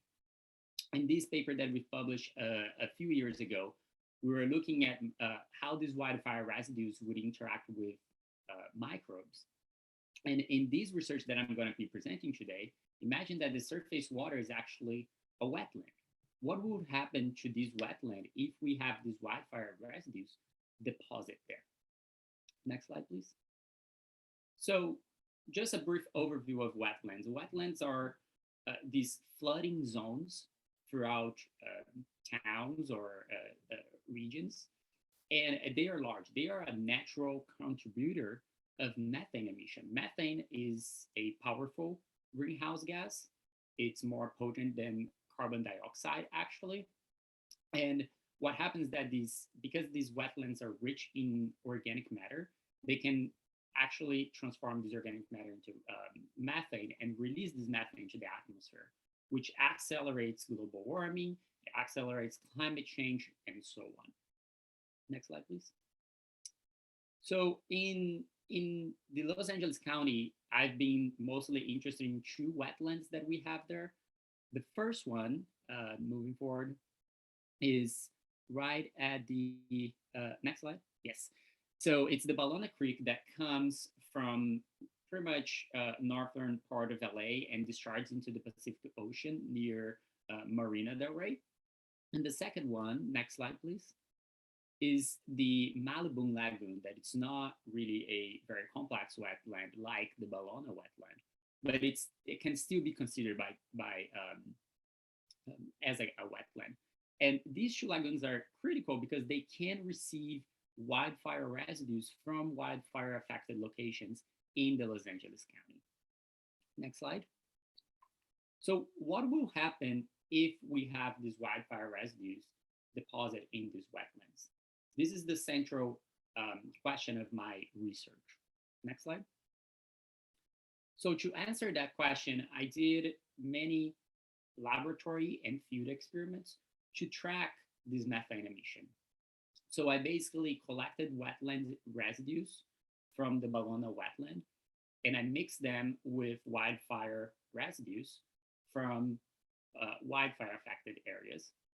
And I did first laboratory experiments where I would mimic the wetland conditions, and I would be tracking how much methane was being emitted. These would answer the question about if we have wildfire residues, would it increase or decrease the methane emission from wetlands? The second experiment that I did, or of many experiments, it's the field experiment where we submerged, we created these, it's the second picture to the bottom picture. They are 1 liter glass bottles, and we submerged those glass bottles that contain wildfire residues and wetland sediments. We submerged them inside the wetland, and we were tracking the change in microbial activity inside those bottles. Next slide. So I'll be going over a few of the results here for the laboratory experiment first. Next slide. Basically, the most important result and almost the takeaway message is that whenever you have wildfire residues present in these wetlands, there's going to be an increase in methane emission. So in this graph to the right, we see the x-axis is the duration of the experiment, and the y-axis is the cumulative amount of methane emission. And the gray dots are the experiments with wildfire residues, and the yellow or orange dots, they are the experiments without wildfire residues. So what we can see is that even at the short term, after 5 days, the presence of wildfire residues really increase methane emission. But most important, after 20-something days, around 23 days, there is an increase of more than 50% in methane emission. And that's huge. That's significantly higher than what we would have if a wetland doesn't have any wildfire residues. And so whenever you have a wildfire, you have the short-term impact of releasing all this carbon dioxide, which can contribute to greenhouse gas emission. But at the long term, if you don't take care of those wildfire residues, they also, if they are deposited in a wetland, they can increase methane emission, which is also going to contribute for the greenhouse gas emission. Next slide. We went a little bit further, and we know that it's not just a little bit of wildfire residues in a wetland that is going to increase the methane emission. So we try to figure out what is the threshold, how much wildfire residues can we have in a wetland in order to not have an increase in methane emission. So this graph to the right, we see the x-axis is the amount of wildfire residues deposited by percentage, and the y-axis is the cumulative methane emission. What we see is that anything below pretty much 2% or 1%, there is not a significantly increase in methane emission. So if you have just a little bit of wildfire residues in a wetland, there is not going to be an increase in methane emission. But the more wildfire residues you add to these wetland, or the more wildfire residues that are deposited in this wetland, the more methane you're going to have, or methane emission. And for a comparison, the 10%, which is a lot of wildfire residues being deposited, it increased by 100%. So it doubles the amount of methane that is being emitted from the wetland. Next slide. So now I explain what is happening if we have a wildfire residue near a wetland. But why is this happening? What are the mechanisms behind it? And here I'm going to get a little bit more into the science aspect, but I'll try to make it very user-friendly. Next slide. So our first hypothesis of why these wildfire residues is increasing methane emission is due to the silica content. So it's well known that wildfire residues can leach silica or silicon ions, and these silica can compete for active sites with phosphate or phosphorus, and these phosphorus can actually compete with DOC, which is dissolved organic carbon. The end result of all this competition is that you have more dissolved organic carbon available for bacteria, and that bacteria can consume that dissolved organic carbon and emit more methane. So this graph to the right is where we tested if we have silica, is it gonna increase the methane emission or decrease? And what we saw is that if we added silica to these wetland sediments, we actually have an increase of methane. But if we have wildfire residues, it increases even more methane emission. That means that silica partially explains why these wildfire residues are increasing the methane emission. Next slide. So then we looked at the second hypothesis, which is about radicals from the oxygen species, the reactive oxygen species that can be produced from wildfire residues. So what happens is that when these wildfire residues are dissolved in water with the stormwater, they can produce these reactive oxygen species like hydrogen peroxide. And these hydrogen peroxide can accelerate the degradation of dissolved organic carbon and break down these large organic carbons into smaller organic carbons, which are easier for bacteria to consume and then increase methane emission. So we showed with results that I don't have it here, but we showed that whenever we had wildfire residues in water, they actually increase the amount of hydrogen peroxide. And then we did an experiment with hydrogen peroxide in the laboratory to track methane emission. And this is the graph that we have here. The gray dots is when we had wildfire or hydrogen peroxide, and it shows that whenever you have this hydrogen peroxide, it actually increases methane emission. So these two hypotheses actually work side by side. Wildfire residues can help with hydrogen peroxide, producing hydrogen peroxide, and also with the silica content. And the end result is that it's going to increase methane emission. Next slide. So some of the big pictures implications for the county of Los Angeles and other counties that suffer with wildfires and that have wetlands. The first one is that methane emission from wetlands are likely being underestimated with current models. That means that the current models, they're not accounting for these wildfire events that happen throughout the year.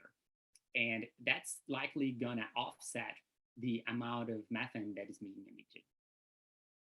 The second point is that wildfire events can offset the greenhouse gases, and that's another contribution for global warming. So every county, every city has kind of a limit of how much greenhouse gases can emit. And the more wildfire residue, the more wildfire you have, one, the more carbon dioxide you're going to emit. And if you don't take care of those wildfire residues, they can still down the line increase even more greenhouse gases through methane emission. The third point is that if you increase these, or if you get through that threshold of greenhouse gases, the limit, you're going to need to get into the carbon offset market and reduce your carbon somewhere else, and which means that there is an increased cost there to somehow to implement certain projects. The last but not least, this is just one aspect of these wildfire residues' impact on wetlands. There are many other problems that can be caused by these wildfire residues if they are deposited in a wetland. Next slide. And I would like to thank the Los Angeles Urban Center, where I'm a fellow at, the UCLA graduate division, as well as the National Science Foundation in-field programs at UCLA, and my laboratory group for all the support that you provided while I was conducting this research. And next slide, I'm happy to answer any questions. And thank you. Thank you, Henan. One question.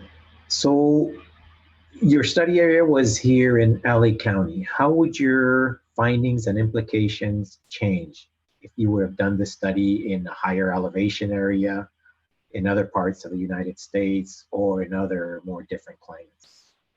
Mm-hmm. That's a good question. It actually honestly depends only on the landscape. The end results will likely be the same. It depends on certain things. Wetlands that are what we call salty wetlands, so they receive water from the ocean, they're not going to emit as much methane. So those results are not going to be applied there. There's also the problem of weather. If we are in warmer weathers, like in Brazil, the activity of microorganisms are much higher because of the temperature. So they emit more methane. And by having these wildfire residues there, I believe that it would emit even more. But the bottom line here is that if you have the wildfire residues being deposited near these methanogens community that can emit methane, they will help this methane emission. So, and that's going to be applied everywhere. The same. Thank you, Henan. Thank you for your presentation, and congratulations again on your fellowship and on your doctorate. Thank you very much. Is there any other questions? Those were all the questions. All right, thank you. I'll pass along to Onja, who's also a PhD candidate at the Civil Environmental Engineering Department, and she will be talking about the mitigation of the impact of these wildfire residues by using green infrastructures throughout the city. Thank you, Renan. So hello, everyone. So my name is Anja. I'm a PhD candidate at UCLA in Civil Environmental Engineering. I was interested in green infrastructure because I come from Madagascar. I think all my passion was centered around providing safe water to vulnerable communities. Because where I come from in Madagascar, half of the population don't have access to safe water. So for me, providing safe water is very important. And I think that's the reason I was interested in water research. And I came into UCLA in 2018, and I discovered I read so many stories about wildfires. And I was like, I didn't know that wildfire can impact water quality. So that's why I did this research, and I'm going to talk a little bit about what is my PhD about in my research. Next slide, please. So as Roland was saying, wildfire can impact water quality. And these are the picture from the Australia fire in 2019 on the left. And on the right is a picture of the river in Colorado. That's explain also the reason why so many papers have been published in Colorado. And the color of the water, as you can see, is like a mug. It's because of the ash, the burn residues, and all the sediment that come from a burn area. Next slide, please. And what happened when there is a wildfire, it's the fact that the soil is becomes repellent to water because of the chemical processes. I'm not going to deep in that, but the soil becomes repellent and the soil doesn't infiltrate the water anymore. And that means that there is an increase of stormwater runoff, which has an impact on surface water. Next slide, please. And this surface runoff, this stormwater runoff can impact the surface water by increasing the contaminant load. So there are different pollutants in the post-fire runoff, including nutrient. Excess level of nutrient is a bad pollutant, but also some micropollutants and also heavy metals, which all have an impact on the aquatic ecosystem, but also can have an impact on the drinking water source, which can have an effect on the human health. Next slide, please.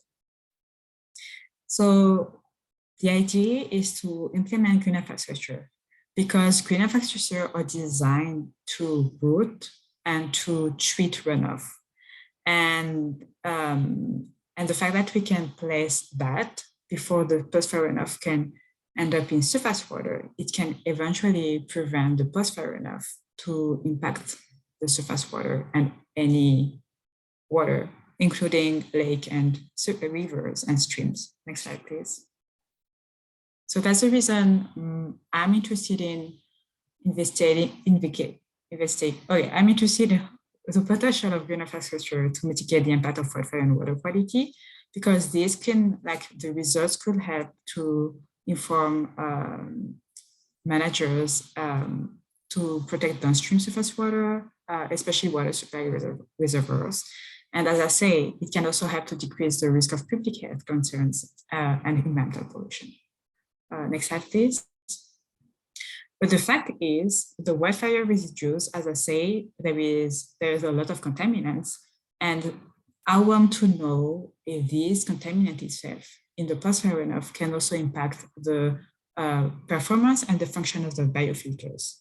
And when I say that, when I say performance and function of the biofilter, I think about the infiltration of the biofilter, the physical function, the chemical function, which are the pollutant removal capacity of biofilter, but also the microbiome of the biofilter, which helps to remove pollutants as well. Next slide, please. So these are the performance of biofilter I was looking for, and I wanted to test if the wildfire residue can impact this. Why? Because for physical, it's very important to understand that green infrastructure are designed to help to reduce the stormwater runoff, which means that stormwater runoff, green infrastructure are designed to infiltrate the runoff when there is a post-fire, when there is a rainfall event. So this is a very important function of the biofilter, but also green infrastructure in general. I was also looking for chemical because green infrastructure are designed to treat pollutants, including metals and nutrients. And there have been studies which have proved that they can treat those pollutants, but what about wildfire residues, derived contaminants? So that's what I'm looking for. And then the biological functions include the biofilter microbiome and also the germination and the growth of the plants. Next slide, please. So the first one is the physical function, which I want to know if the wildfire residue can eventually impact the infiltration of the biofilters. And for that, I did a column experiments, next slide please, where I used the collected wildfire residues that Roland was explaining just before, that he took in Palisade Fire, after the Palisade Fire in Tobago Park in June 2021. So this is how it looks like on the picture on the left. And then I saved it because I'm focusing on the subsurface of the biofilter. Next slide, please. And what I did is I have 4 compost biofilters, and 3 of them, I continue to add wildfire residues, and the other one is just like normal compost compost biofilter, but without wildfire residues. And for the compost biofilter with wildfire residues, I add wildfire residues, examine the hydraulic conductivity, add wildfire residues, and examine the conductivity until I see if there is clogging or not. And the next slide, please. And the results show that, after adding a certain amount of wildfire residues, we have a clogging, which occurs in the stormwater biofilter, which decreases the infiltration rate of the biofilter. So that's means at a certain wildfire residues loading, the wildfire residue can clog the biofilters. Next slide, please. And then I was also looking for the heavy metals leaching in stormwater biofilters. But for that, I wanted to see how the wildfire residue can impact the biofilter environment. Next slide, please. So I was interested in different environment. I was interested in what if the wildfire residue is in contact with groundwater? What if the wildfire residues leach in the biofilter environment, which is the poor water? What if the wildfire residues are in contact in the root exudates below the stormwater biofilters? So I was looking for different environment of the biofilters and how the wildfire residue leach heavy metals. And next slide, please.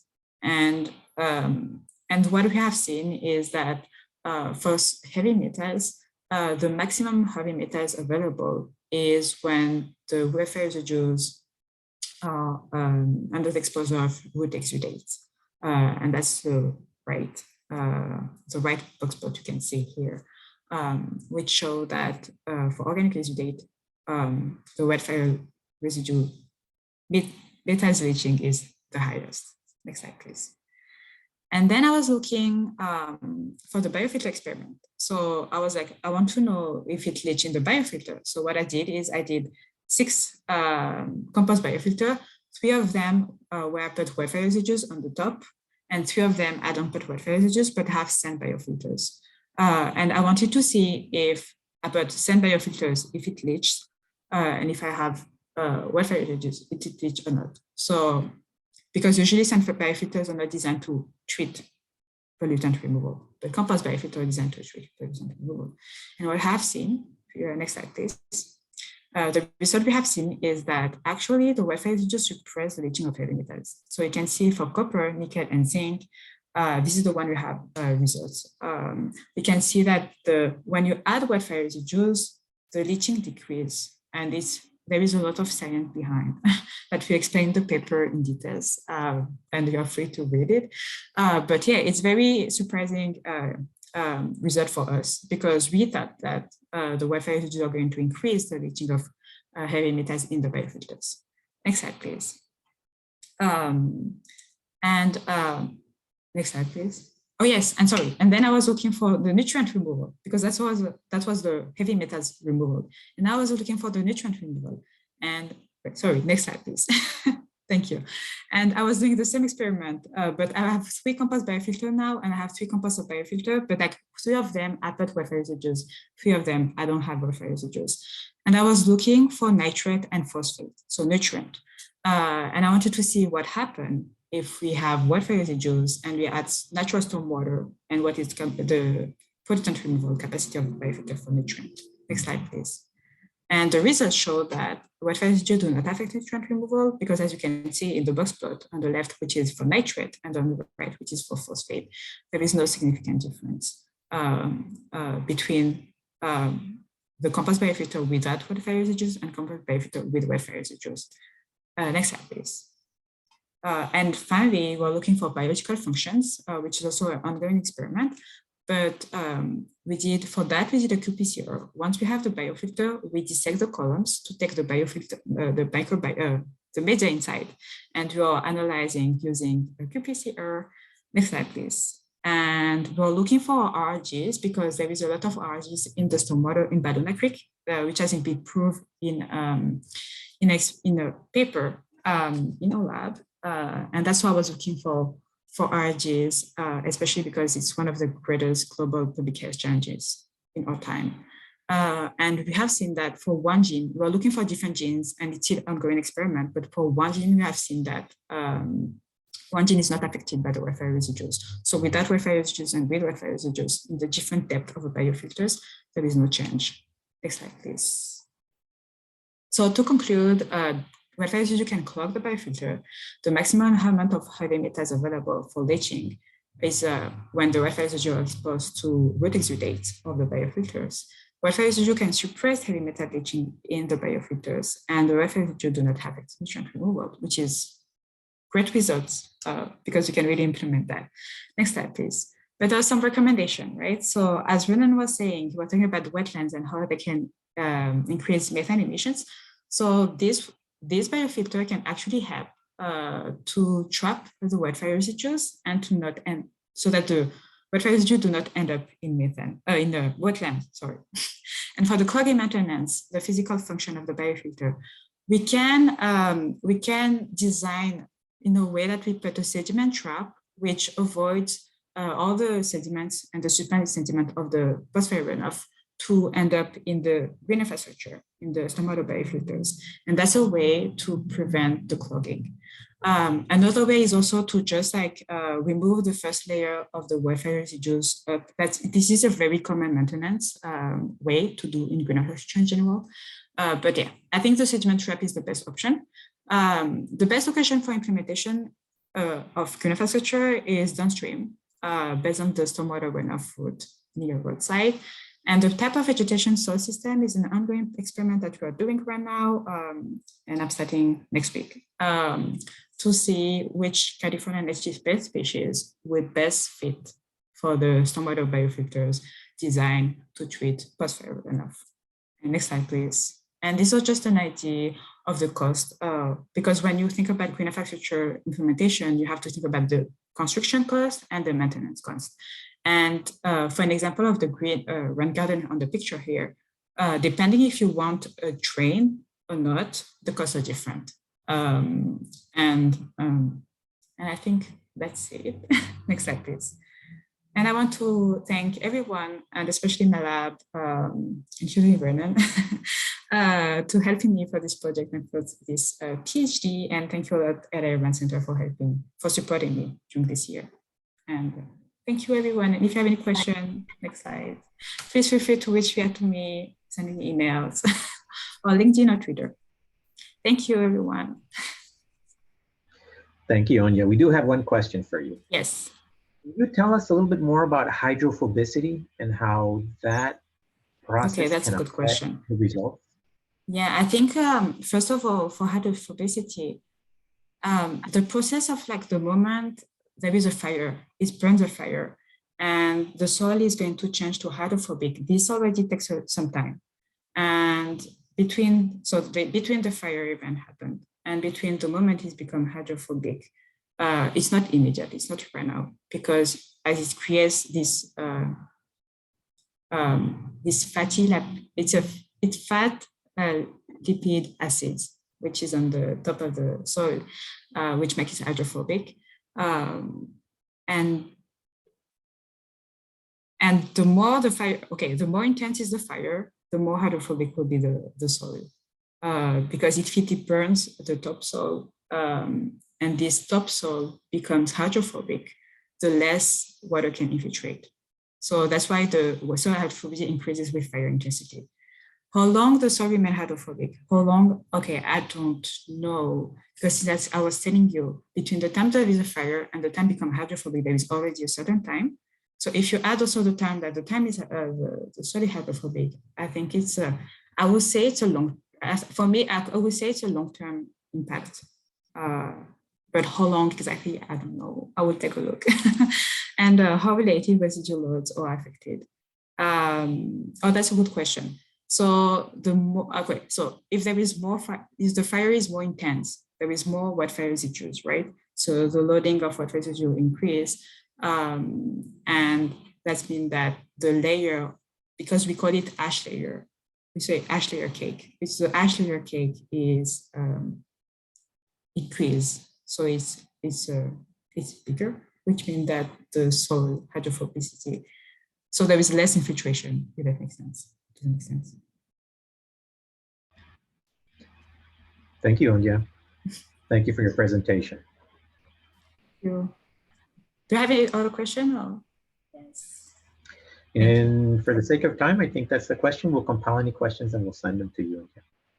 Okay, thank you, everyone. So now I want to introduce Angel de Guzman from CSU Dominguez Hills, and he's going to explain how we can use LiDAR to assess the vegetation after a fire. Hello, everyone. My name is Angelo de Guzman. I'm a Master of Environmental Science student at Cal State Dominguez Hills. My following research topic is the post-wildfire vegetation response LiDAR analysis of the wildland-urban interface.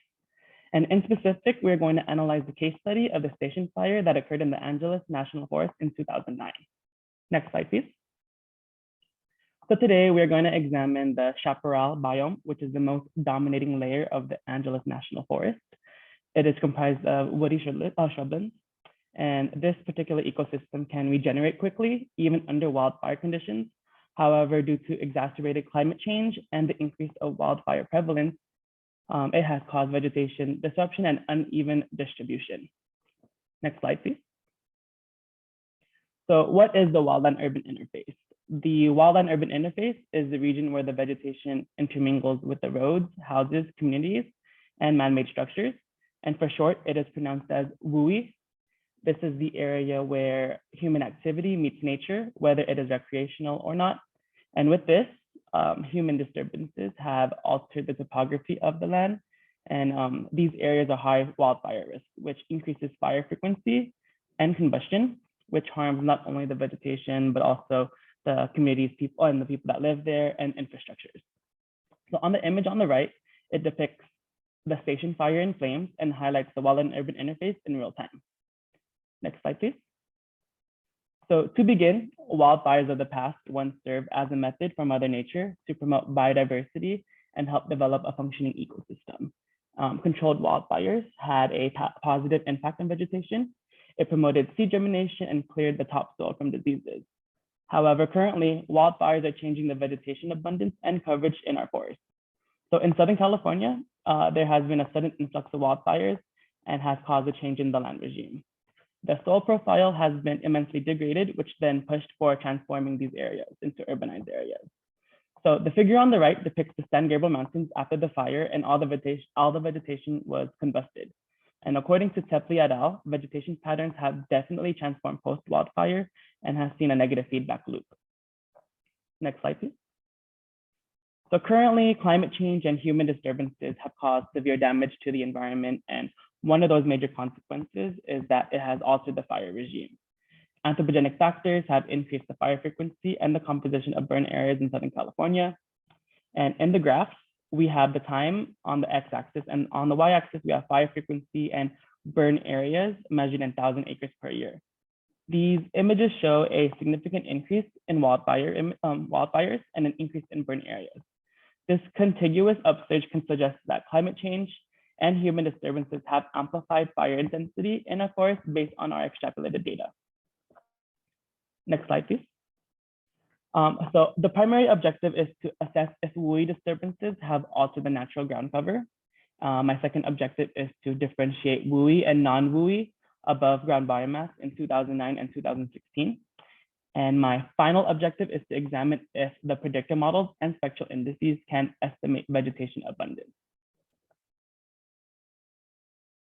There has been a research gap in small-scale wildfire vegetation response, and this inconclusive literature only applies to large-scale wildfires compared to small-scale studies. So to fill this research gap, I selected the 2009 station fire because it was one of the longest and largest fires in its time that contained a good amount of WUI areas. So in 2009, mid-July, the station fire affected the San Gabriel Mountains and LA County. And when that fire was finally contained, it consumed roughly around 160,000 acres of land and destroyed 89 residences.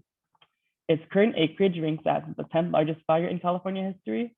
And in the map, highlighted in red was the station fire burn perimeter and the WUI regions in aqua. Next slide, please.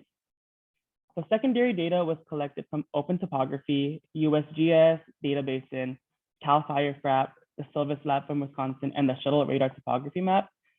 This data was then processed in geospatial programs such as ArcGIS Pro and QGIS to create the predictor models such as soil burn severity, post-fire soil erosion, elevation, and spectral indices such as NDVI and NDVR. After, I collected LiDAR data to compute above ground biomass, which is the surface layer organics of the earth that can absorb carbon, both alive and dead. I use an allometric equation that requires the wood density, the canopy height, and the diameter breast height to calculate above ground biomass in Python. Then I ran the appropriate statistical tests to compare WUI and non-WUI rebound. Next slide, please. So what exactly is light detection and ranging? LiDAR is an active remote sensing tool that uses pulsated light to measure distances from Earth. It has the ability to measure tree height, canopies, above ground biomass, all based on elevation points. For the purpose of this study, above ground biomass was quantified. And in the figure on the left, it demonstrates the WUI region. And as you can see, we see the power lines intermingling with the vegetation, whereas the non-WUI image on the right displays just solely the vegetation. And in this study, we sampled 80 plots that were 30 by 30 meters and ran an independent t-test, a linear regression model, and a two-way ANOVA with a 0.05 alpha level to test for differences of the WUI and non-WUI areas. Next slide. So first, we're going to assess the predictor models and the spectral indices created from the thematic layers of the station fire. Our first predictor model was the soil burn severity model, and this model involved the physical and biological properties of the soil and was categorized into 4 levels, such as unchanged in green, low SBS in aqua, moderate SBS in yellow, and high SBS in red. Unchanged meant that the biomass and organics was not consumed. Low SBS displayed little mortality of the vegetation, and the phenotypic color of the soil appeared brown or black, while the vegetation appeared green. Moderate SBS exemplified the consumption of more than roughly around 80% of the vegetation. And lastly, high SBS was referred to as the full consumption of surface organic matter. The charred vegetation plots appeared blackened as a result of long-term charring, and there was less stability in vegetation structure with high soil burn severity levels. So as a result, the WUI modeled moderate SBS and non-WUI modeled a variation of all 4. And with this, WUI will take longer for higher SBS levels to recover due to soil degradation. Another predictor model used was the post-fire soil erosion, which described direct soil health. And factors like human disturbances and climate change have impacted soil health significantly. And in this model, the WUI regions displayed high levels of erosion, denoted in darker red tones, compared to non-WUI regions denoted in lighter tones. Higher levels of WUI in the WUI region suggested an increase in aridity and a hydrophobic soil layer, which decreased the permeability of the soil, which also made it inhabitable for vegetation to thrive in these conditions. And in the future, WUI regions will have less vegetation recovery than non-WUI regions. Next slide, please. And in addition, elevation was another visual account to predict vegetation rebound. And the digital elevation model of the station fire refers to the elevation and the topography of the land. It is a bare representation of the ground that excludes trees and man-made structures. WUI was in lower elevations and the non-WUI was in high elevations. And based on this visualization, vegetation rebound is unknown because WUI suggested slower recovery rates, but also vegetation cannot regenerate quickly in higher elevations in non-WUI regions. So these patterns are inconclusive with the wildfire regime. Next, I use a spectral index called NDVI to measure vegetation abundance and health. And index values from -1 to 0 suggested little to no vegetation, and index values from 0 to 1 or positive values implied abundant and green vegetation.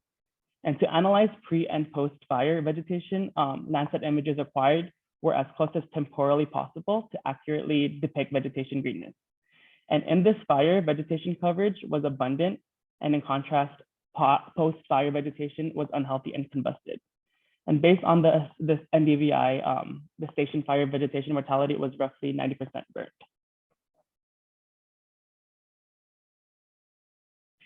Another spectral index called the NDBR evaluated the fire severity levels after a fire, and fire severity was the loss of vegetation above and below the ground. And because fire severity was an indirect tool to measure future vegetation rebound, we can use this model to predict the above ground biomass patterns after a wildfire. And according to the map, there are 3 types of fire severity: unburned in green, low fire severity in yellow, and moderate fire severity in red. Higher levels of fire severity suggested lower rehabilitation rates than lower fire severities due to having less energy in these natural systems. And based on this model, WUI regions will have less above ground biomass than non-WUI regions. So now we are going to analyze the LiDAR above ground biomass. After predictor models were created, the LiDAR biomass was compared in WUI and non-WUI regions in 2009 and in 2006. And because our p-values for both were greater than 0.05, both independent tooth sample t-tests did not show any statistical differences in above ground biomass. And with this, vegetation spatially was recovered in a similar pattern for both regions. Therefore, the WUI region of the station fire did not alter the natural ground cover. And since WUI and non-WUI regions had the same above ground biomass before and after 6 years after the fire, I ran a linear regression model for WUI and non-WUI regions. There was a statistically significant regression since the p-value was less than our alpha level for WUI and non-WUI areas. In spite of this, there was a slower recovery rate in WUI regions, suggesting that there is a slower recovery rate, but it's not significant enough to differentiate. Thus, vegetation rebound rates in WUI and non-WUI regions were similar. Finally, a two-way ANOVA was conducted to test if the type of fire severity, if the region depended on the type of fire severity level. And in our previous test, above ground biomass was the same. So the simple main effect of the test was greater than 0.05. However, the type of fire severity level yielded a statistically significant difference between low and moderate fire severity. And this meant that low and moderate fire severity played a dominant role in vegetation biomass. Greater risks are in the WUI regions, which are associated with moderate fire severity. And there was also a significant interaction, which implied that the type of region depended on the type of fire severity level, despite similar recovery patterns. So yes, WUI areas are at higher risk due to human activities, but in the context of the station fire. And above ground biomass recovered at the same pace. Ultimately, most visual accounts were not accurate to predict vegetation recovery 7 years after a fire. And the only layer to predict vegetation rebound was elevation. On a small scale, the station fire did not replicate the large scale wildfires, and possibly small scale wildfires are not as affected by human activity because of strong management and protection in these regions. Land use and land cover, as well as human disturbances, were not decimating in our forests. And all in all, WUI did not alter the natural ground cover and recovery rates. And future endeavors should investigate elevation further, slope, and aspects to assess if these layers play a dominant role in vegetation rebound. Thank you. That concludes my presentation. And I want to acknowledge Dr. Francisco Escobar, the LA Urban Research Center, and my faculty mentor, Dr. Parveen Chetri, for the assistance and guidance throughout this process.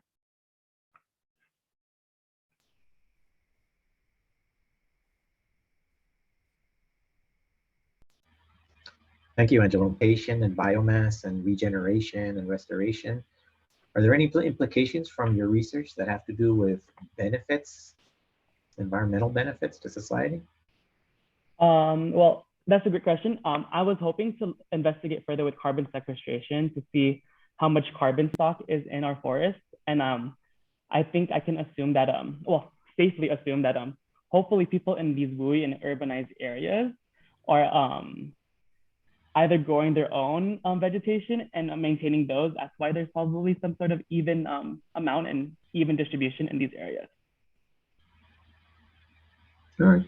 Thank you, Angelo. Thank you for your presentation. Thank you. And it is my honor to introduce the next fellow, Noel Rosenthal. He is a fourth-year PhD candidate of the UCLA Institute of Environment and Sustainability. His topic focuses on wildfire smoke adaptation and using remote sensing tools to analyze natural hazards.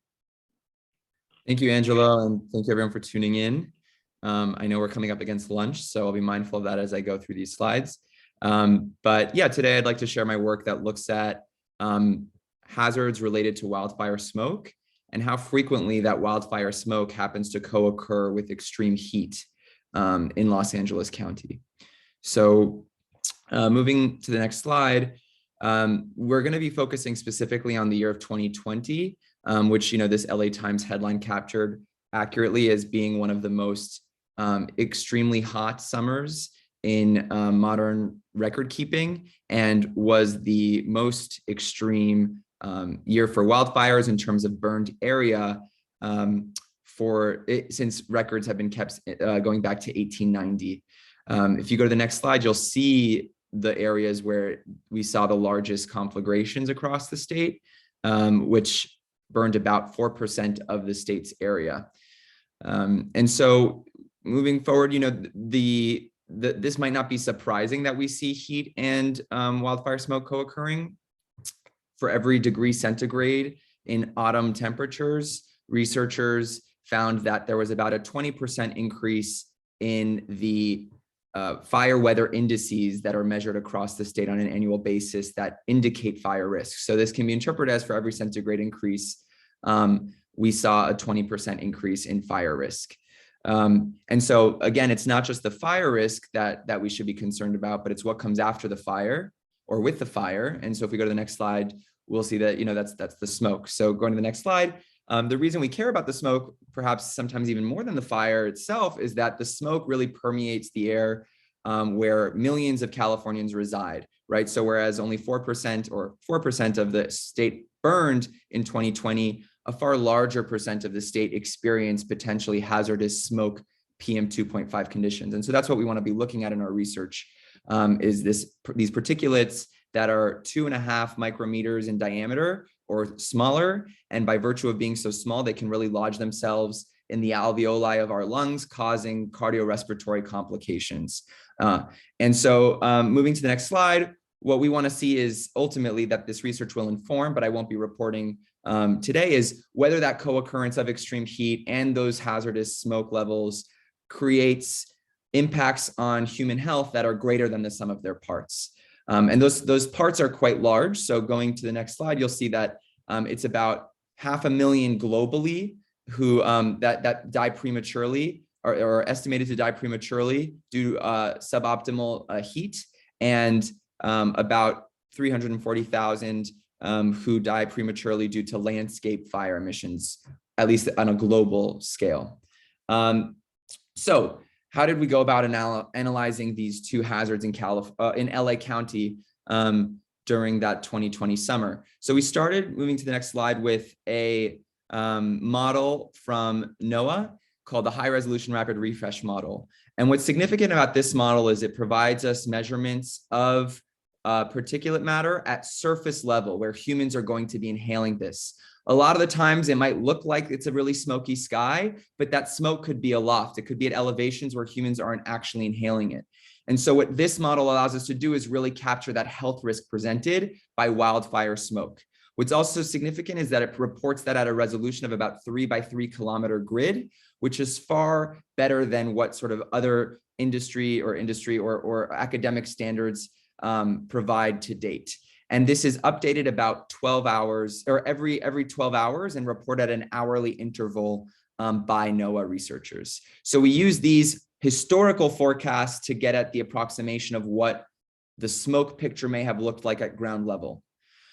For heat, moving to the next slide, we were able to use GridMet, which is a standard product that takes different temperature stations across the country and sort of smoothens it out to create a continuous, in this case, 4 kilometer resolution measurement of heat. And we look at heat index. So that's the combination of temperature with humidity, since that's a better indicator of the physiological stress we feel and might be experiencing on a given day.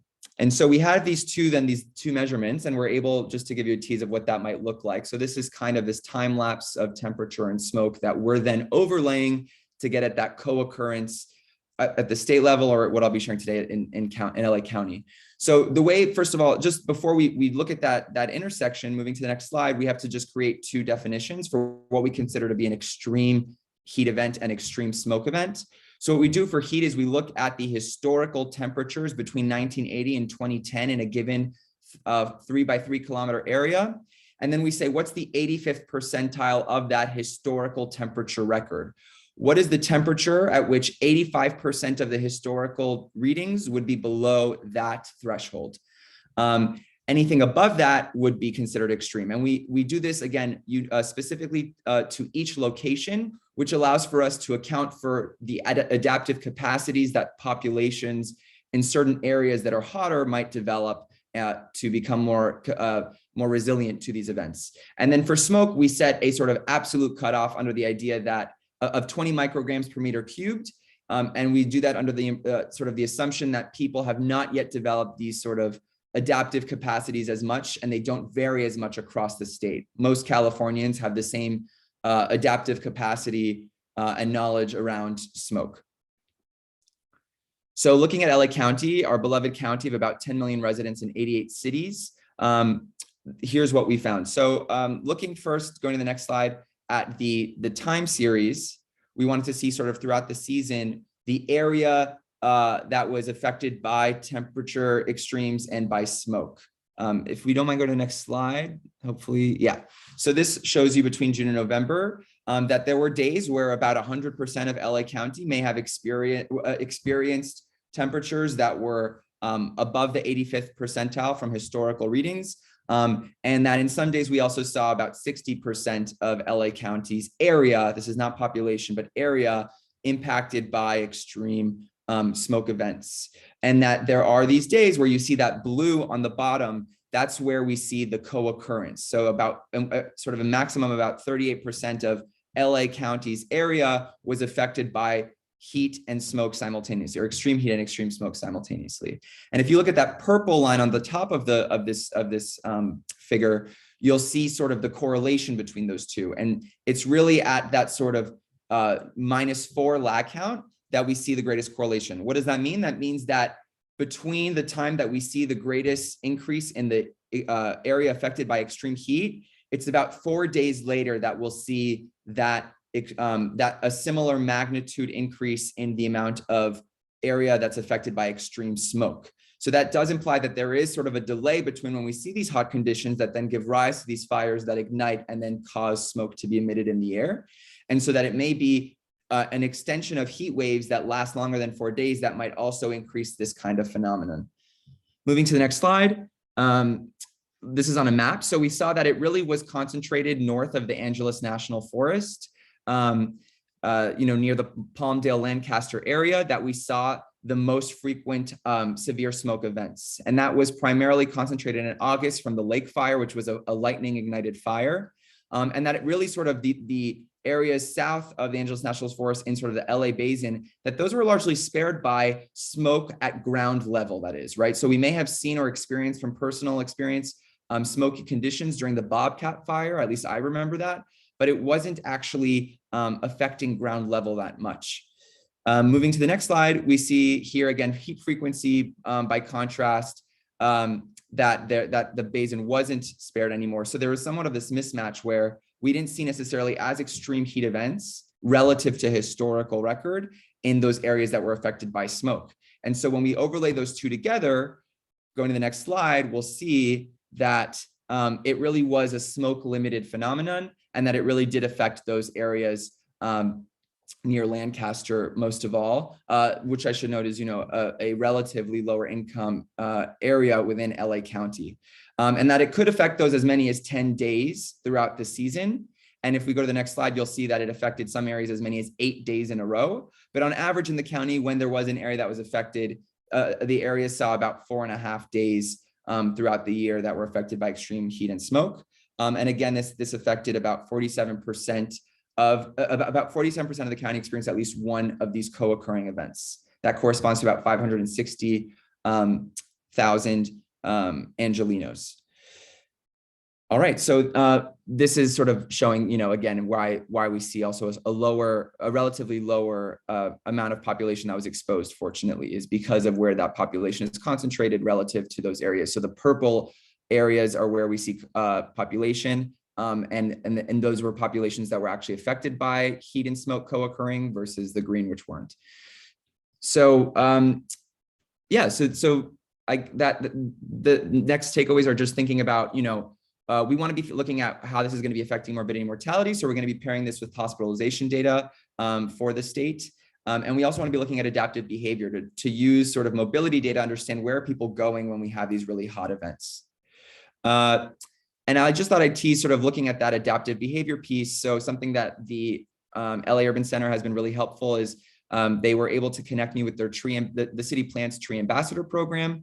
If we go to the next slide, we were able to submit administer some small surveys. Here we're talking only about 6 respondents, but our plan is to expand this, of course. But this is sort of hot off the press survey results, and we see that about split in terms of people thinking that it is that smoke is a serious problem in their community versus not being one, or feeling neutral. Perhaps there are other problems that they view more seriously.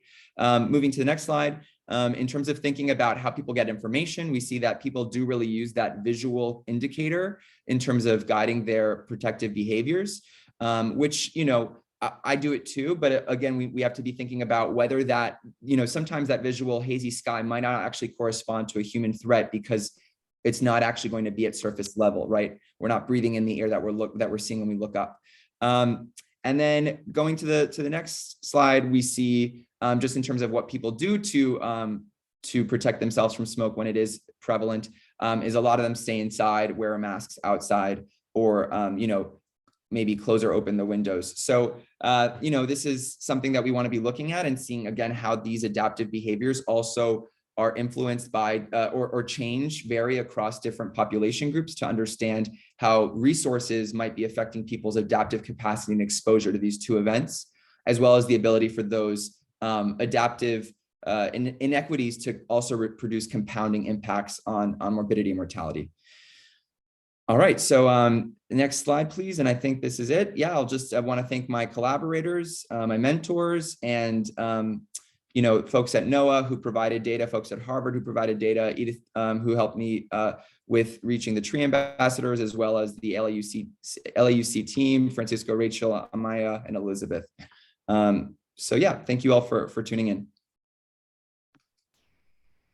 Thank you, Noel. I have a question for you, Noel. So there's been a lot of, environmental justice has been mentioned several times. There's a lot of questions about how to measure it, how to assess it, even how to map it. Any ideas on how your study can be used to better understand this issue and this problem? Of smoke? Of environmental justice. Oh, sorry. Yeah. So I would say that, we're going to be feeding this. This is going to be coming out in a manuscript and a publication in the coming months. And something else we do at the state level is we look at how the incidents or the exposure that different community groups have to these events.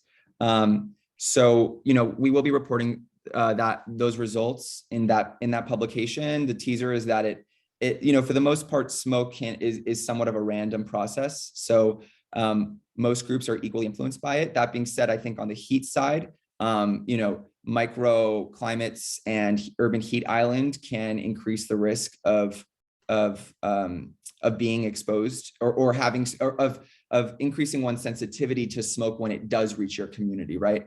And so that's something that we want to be also thinking about in further iterations of this work. And so, yeah, my hope is that when that comes out, people might be able to look at sort of the approach we took. But again, I think that because the data we're using here for smoke is at 3 kilometers, and that's much more high resolution than anything else that exists right now, that allows for us to capture variation spatially in socioeconomic indicators that would be indicative of one's adaptive capacity.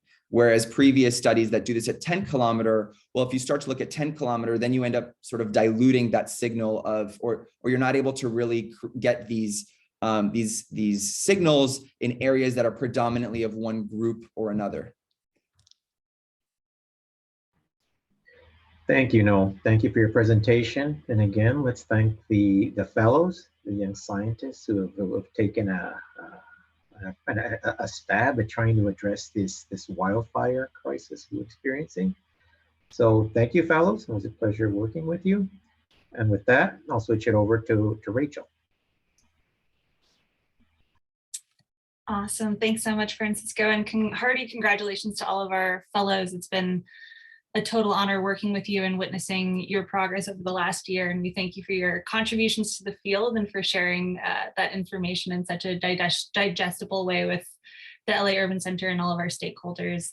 I don't want to stand in between you and food. I just scarfed down some food, but for those who are hungry, feel free to take some time to take a break and fill your cup. For those who want to stick around, I am going to be giving a short presentation on a new and innovative program that we've launched here in Los Angeles with a whole slew of collaborators.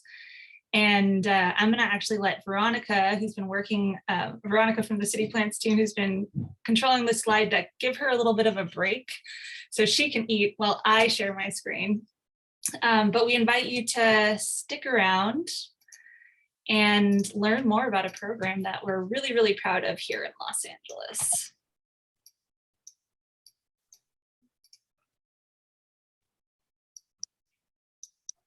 All right, well, without further ado, so I'm here to talk to you about a program that, like I said, we're really proud of here in LA, one that's new, that was definitely in its pilot year, but one that I think we've just learned so much from in its first year. So in 2020, we launched what we're calling the Tree Ambassador or Promotor Forestal program here in Los Angeles. And I'd be remiss if I didn't take the moment to thank the collaborators and funders who made this work possible. As Rachel Malarich mentioned early on, this was a huge collaboration, and City Plants by no means did this alone. We got the opportunity to pool our resources with a whole slew of partners and organizations, and we received some funding. A big shout out to LA Department of Water and Power who invested in this pilot and who saw the value in investing particularly in low canopy heat vulnerable communities in Los Angeles. And thanks to DWP, we were able to pool our resources with the LA Urban Center, CAL FIRE, Prop 68 and GGRF funds. An international funder, Ecosia, came to the table and saw value in this program, and we really were able to build it because of help from the California Climate Action Corps, a new program launched by Governor Newsom in 2020. We had multiple fellows working on this program and really helped build the bare bones and lay the foundation for this project, and also Glenn Dake. And a big shout out too to the program partners. We had the absolute honor of working with Koreatown Youth and Community Center. I see a lot of KYCC folks on this call today. So Christina, Angelique, and team, thank you so much for all of your investment in this co-created program. We got to work with Climate Resolve, Tree People, LA Conservation Corps, and of course, Northeast Trees, who helped with a whole lot of adoptions, tree adoptions, and street tree plantings as well. So overarching message here is this was a hugely collaborative effort, a big undertaking. I kept on using the analogy of steering a ship as we were building it. So sailing the ship as we were building it. And a lot of these partners believed in what we were doing enough to stick with that process. Before I share a little bit about the program and what we found and what we're emerging with after the first year of the program, I want to kind of contextualize canopy inequity in Los Angeles. And this is, I'm sure, not new to many, many of you on the call today. But we know that LA struggles, like most major cities across the US, with canopy equity and canopy inequity. And we know that when trees are not equitably distributed, neither are those benefits. And in Los Angeles, the way that manifests is thanks to a LiDAR study funded by the LA Urban Center and executed by Tree People.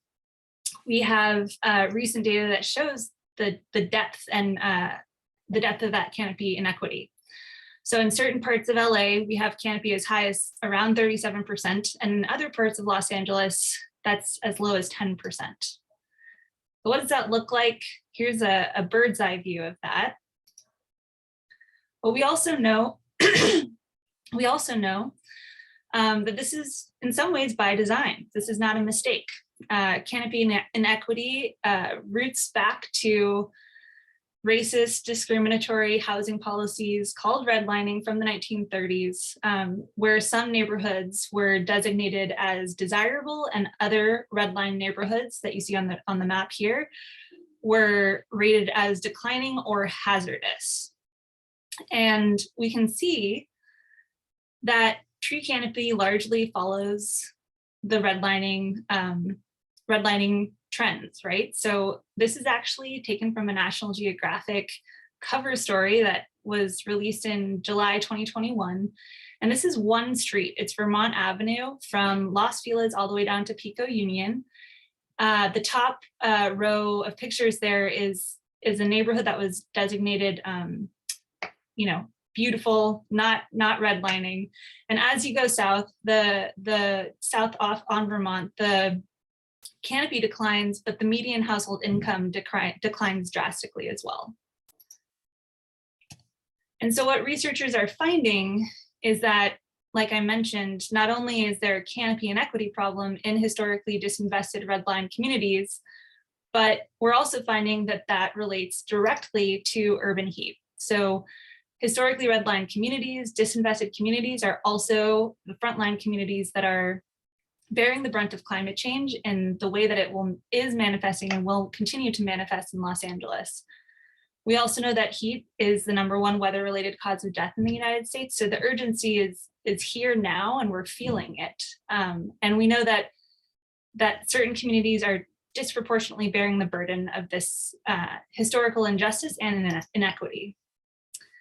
So again, a map showing or a graph showing expected heat days above 95 degrees, disproportionately affecting some communities over others. We also know that there are significant barriers to tree planting. It's not just, let's stick a tree in the ground, right? I think probably preaching to the choir here on this point. But there are financial accessibility issues, social accessibility issues, and physical accessibility issues, and something that we're discovering with another project that the LA Urban Center is supporting, the Urban Forest Equity Collective.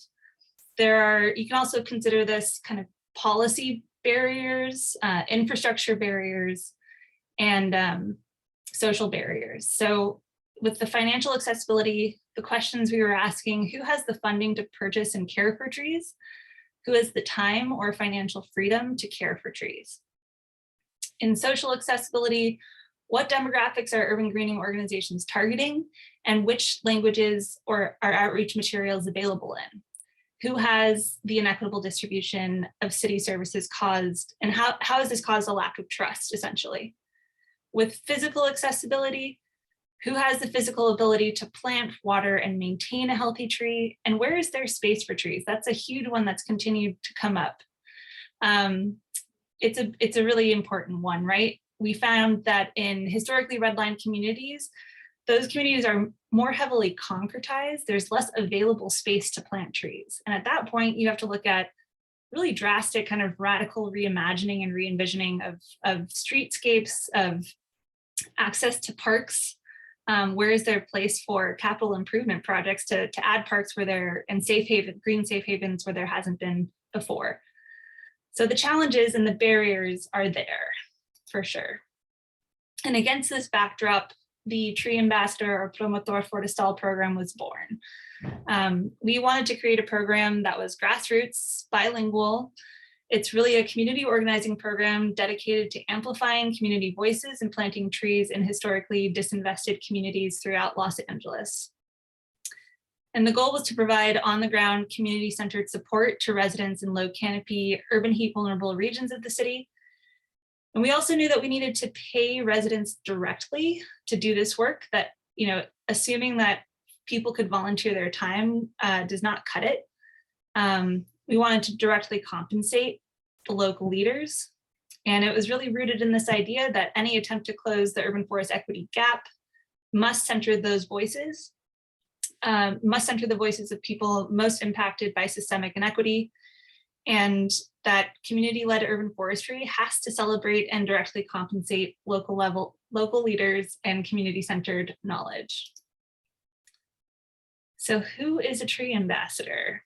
This is actually lifted directly from one of our toolkits, but we kind of started painting this picture, and who do we want to be part of this program? We wanted to spell out, a tree ambassador is someone who can recognize and communicate needs within their community, someone who likes to bring people together and make new friends, somebody who looks for solutions and does not hesitate to request support, and somebody who can spark interest in others to dream together for a brighter future. A tree ambassador was not someone who already has all the answers, who already knows everybody in their community, can solve every problem on their own, and somebody who does everything by themselves. What were some of our program goals when we set out to do this in our pilot year? We wanted to support our tree ambassadors as they worked within their communities to raise awareness about the issues of climate change and the impacts of urban heat. We wanted to share how planting and caring for trees is one sustainable solution to that problem and social ill. We wanted to build leaders and work with leaders who listen to the needs of their community and provide support in response, to strengthen and cultivate bonds with neighbors, community champions, and the land within their communities. And in terms of numerical goals, we tasked each ambassador with the challenge of securing 30 street tree applications. Those are what we call opt-ins. Basically, residents signing on to care for trees in the public right of way. And then to secure 30 yard tree applications over the 9-month program as well. So both trees on private property and trees along the public right of way, thanks to LADWP's support, we're able to offer those services for free to all Angelenos. So what did ambassadors gain? They got space to share their expertise, to learn and to grow. We tried our very best to provide a dynamic, safe, and inspiring container for them to grow within. They attended training sessions and participated in discussions with fellow ambassadors. They got to have a front row seat to experts. We had numerous guests who came and shared their knowledge. We provided them with a community action toolkit, a 9-chapter, fully English and Spanish community action toolkit that they used to augment their work, and then leadership development and professional experience. So I was really trying to hit that sweet spot between environmental justice, climate resilience on the local level, and community advocacy. So we just concluded our first program, but I did want to introduce you to the ambassadors that we were able to host this for this pilot term. So in the first year, we had 12 ambassadors, 10 primarily English speakers, although many were bilingual, 2 primarily monolingual Spanish speakers. And they represented Westlake, South Los Angeles, Pico Union, Boyle Heights, Canoga Park, San Fernando, North Hollywood, Sunland, and Sun Valley. This is our very first meeting. We actually, our first training session, we did this during the height of COVID. So we were on and off again in person and online. But this is the wonderful team of folks who, both tree ambassadors and program hosts from KYCC, Climate Resolve, and Tree People, who came together for this program. So we actually created what we called a community action toolkit in Spanish and English, provided them with copies of that toolkit and all sorts of canvassing supplies to get them going.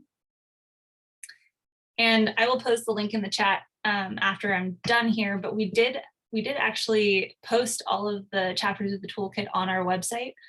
So the idea was to have this accessible to anybody who wants to implement this in their own community. So if folks are inspired by what we did, we really want this program to live on, and I hope you feel comfortable perusing the toolkit that we created, but also using it. If there's any way you want to use it or see a need for it, please, by all means, feel free to adapt it for your own needs. A little bit about the program impacts. We had, if I had prepared sufficiently, I would have invited Edith de Guzman, a researcher and UCLA PhD candidate, but she's also a member of the executive oversight team with the LA Urban Center. We were lucky enough to have her stay with us throughout the whole program and help us measure some of our impacts. And she conducted a midpoint and final program evaluation, and we got to hear directly from ambassadors on their opinions of how we did with this pilot cohort. And some of the impacts that we were able to hear from ambassadors from the horse's mouth, so to speak. One ambassador said, "I've learned how to communicate more efficiently, how to be a better listener, how to care for trees, advocate for my community, and how to establish connections within my community. I've learned about resources I can share with my community outside of this program." So I think that really touches on the theme of today, right? Communicating in diverse situations with diverse audiences. It seems like one of our ambassadors shared that communication was a big theme for them and a big takeaway. So these kind of softer program impacts of, education, communication, engagement, community empowerment, coalition building, and creating a sense of pride in community. This one's a bit longer, but it's one of the gems for sure. I'm going to read it here for you. We had another ambassador share, I think, asking people of the impacted communities if they are aware of the environmental inequities in LA or their community and what impacts that might cause in their community can help gauge how aware the community is about these topics. I think asking them what impact or problems that inequity could create can bring more awareness and have them thinking about these topics and motivate them to engage more in their community. I never knew about redlining until just recently. Learning about it, I was shocked and angry, but I finally had an answer for why my community wasn't well resourced as wealthier areas and why these affected areas continue to remain affected, being stuck in a cycle. I feel like not knowing about redlining, the environmental injustice and equity of certain communities, etc., made me oblivious or ignorant about the issues they cause. I would have never cared as deeply as I do now without knowing these injustices first, because now I can understand the significance of planting a tree. I want to sit with that one for a minute. Some of the kind of high level numbers of the program. So we had 12 new community urban forestry leaders trained, 1,104 trees adopted for private property, over 1,200 residents canvassed, and 53 new locations for street trees cited. Here's a group shot. We all got together at a tree planting in Boyle Heights to celebrate Latino Heritage Month with the city of LA and all sorts of partners, and really cherish this moment. I did just want to share, I think a lot of cities are looking to Los Angeles to set the stage, to set a precedent. And I certainly, working with city plants and all of our wonderful partners, feel that heat, right? So there's this wonderful cover of National Geographic and Story that put LA tree inequity and shade inequity and urban heat on the map on an international scale. A recent article from Outside Magazine, how Los Angeles is leading the urban tree planting revolution. An article from LA Mag, highlighting the Tree Ambassador Program as one possible of many, many solutions to the problems that we're finding in LA. A story featuring Edith de Guzman on NBC. So again, a national stage, how Los Angeles, as well as other sister cities, are leading the way. New York Times and the LA Times. And with that, I think we feel the heat, the pressure is on here in Los Angeles. We've learned so much in this first Tree Ambassador Program year. It is definitely a pilot. We are super grateful to the program partners, to all of the collaborators that made this possible, and really happy to announce that we will be offering this program again in the fall. We are currently regrouping as a big project team and doing a really intensive debrief of what, lessons learned, opportunities for growth from the first program, how we can fine tune this program to make it even stronger. And with that, I think I'll take some questions if folks have any. Let's see here.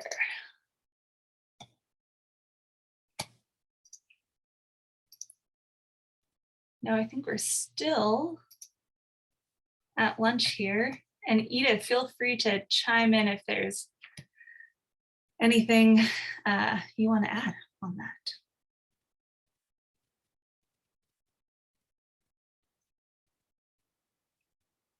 All right, I've got a question here. Can I please share the program with all the neighborhood councils? This is how you get it out on the ground. Yes, I would love to. I think hitting up the Department of Neighborhood Empowerment is a great idea. And I will too, for folks interested, I'm gonna pop in the chat here. We were really, really lucky to work with a group of Cal State LA students who actually made a documentary on the program. It was a really impressive group of students from the film school, but also the animation team that they partnered together and did some real real-time animation to accompany some of the footage that they captured of the program. And there are 2 ambassadors interviewed there that are really lovely to hear from if you're interested. I highly encourage you to check that out. I see Edith popped the Tree Ambassador Toolkit in the chat. Thanks so much for taking that on, Edith. And I really love the idea of getting it out into neighborhood councils. So thank you for that suggestion.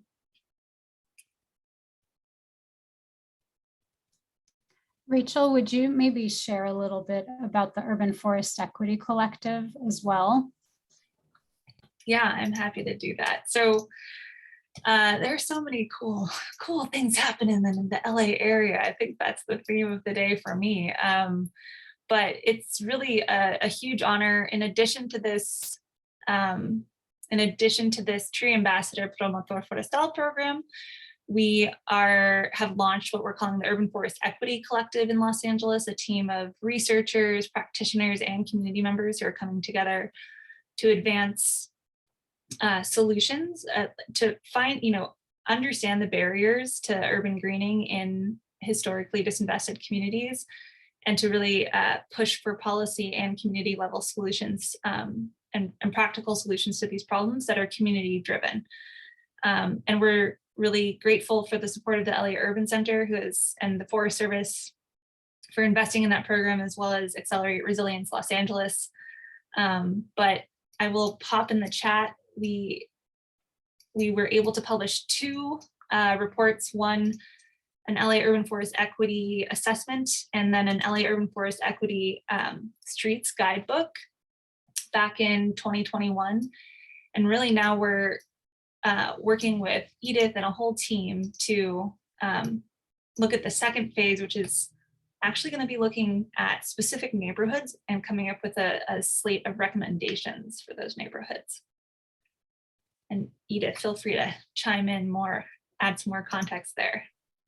I think that was great. I'll just add that we're really fortunate to be working with Dr. Vivek Chandas from Portland State University on that urban forest equity work. And he's one of the co-authors of a study that came out a couple of years ago that really elevated awareness around the impact of redlining on all of these issues. So we've got a really fantastic team working on this, tackling really difficult topics, but we're very hopeful that LA can become, continue to be, I guess, a lab for all this and a model for other regions and cities that are also dealing with these issues. I see a question from former LA Urban Center researcher, Pat Winter here. It's a great question.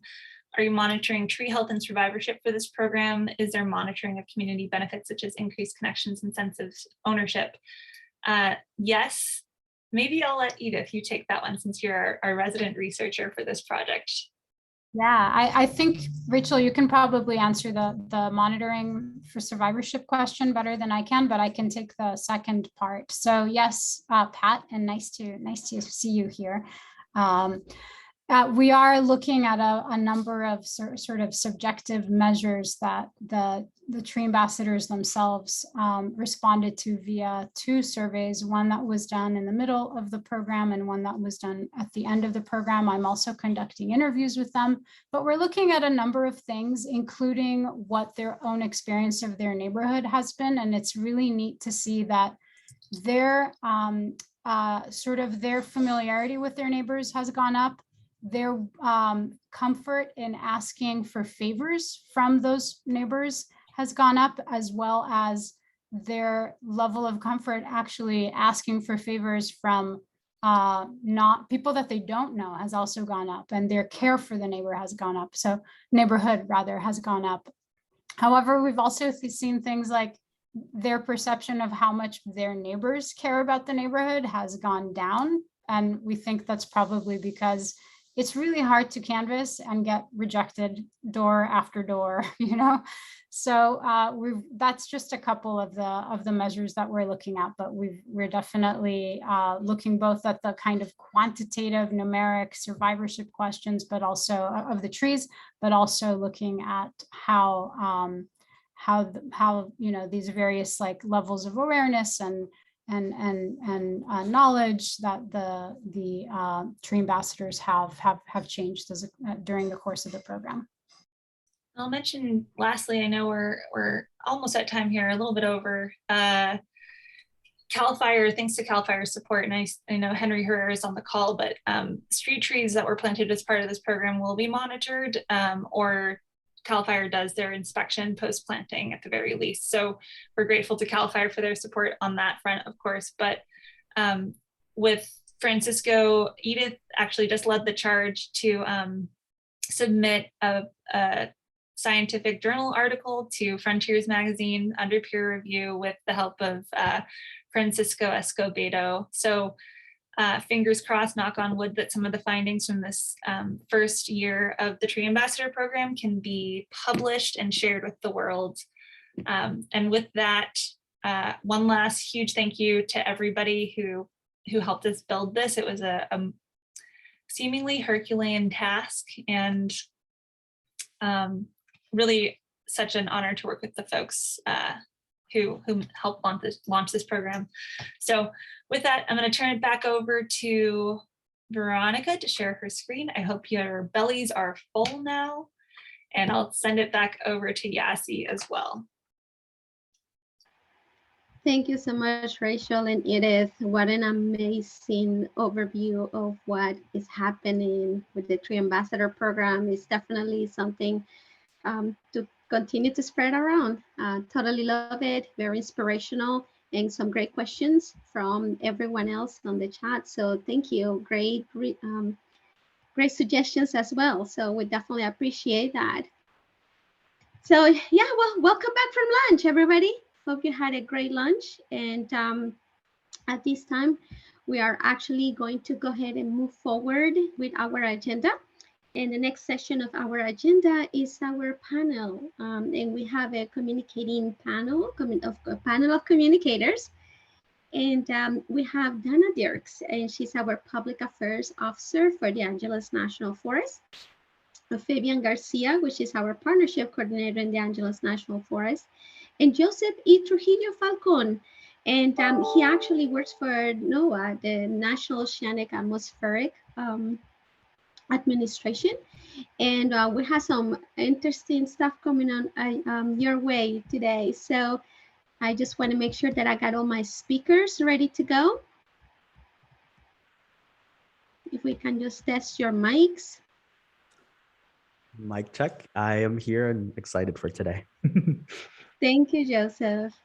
Mic check. This is Dana Dierkes. Can you hear me okay? Yes, we can, and we can see you as well. Nice seeing you. Thank you. Awesome. And did you get my updated slides?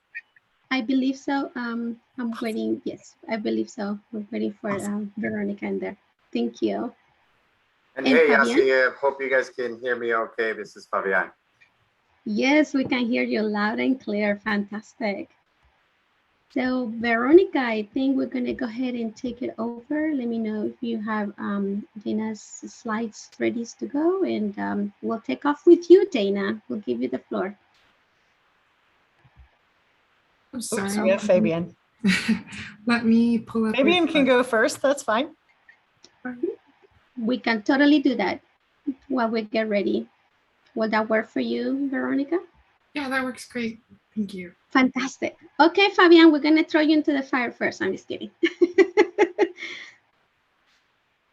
That sounds just fine. Just for a time check, I have about 10 minutes. Is that accurate? Yes, sir, you do. We'll have 10 minutes. Okay. So just for, well, first let me introduce myself. My name is Fabian Garcia. Been with the Forest Service for just a little over 15 years, almost 20 actually. And I got my start right out of college. Graduated from UCLA with a degree in Chicana and Chicano studies. Then went back home. Yeah, go Bruins. Then went back home to Central California, basically to work with my community, tell high schoolers that there's a big world out there and try to get them out. And so the Forest Service actually had this program called Generation Green.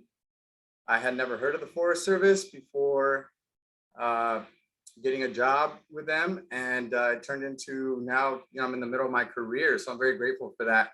And my primary role with the Forest Service early in my career and for the first 15 years was a community outreach, focusing on underserved, underrepresented communities. So a lot of work with farm working youth in Central California.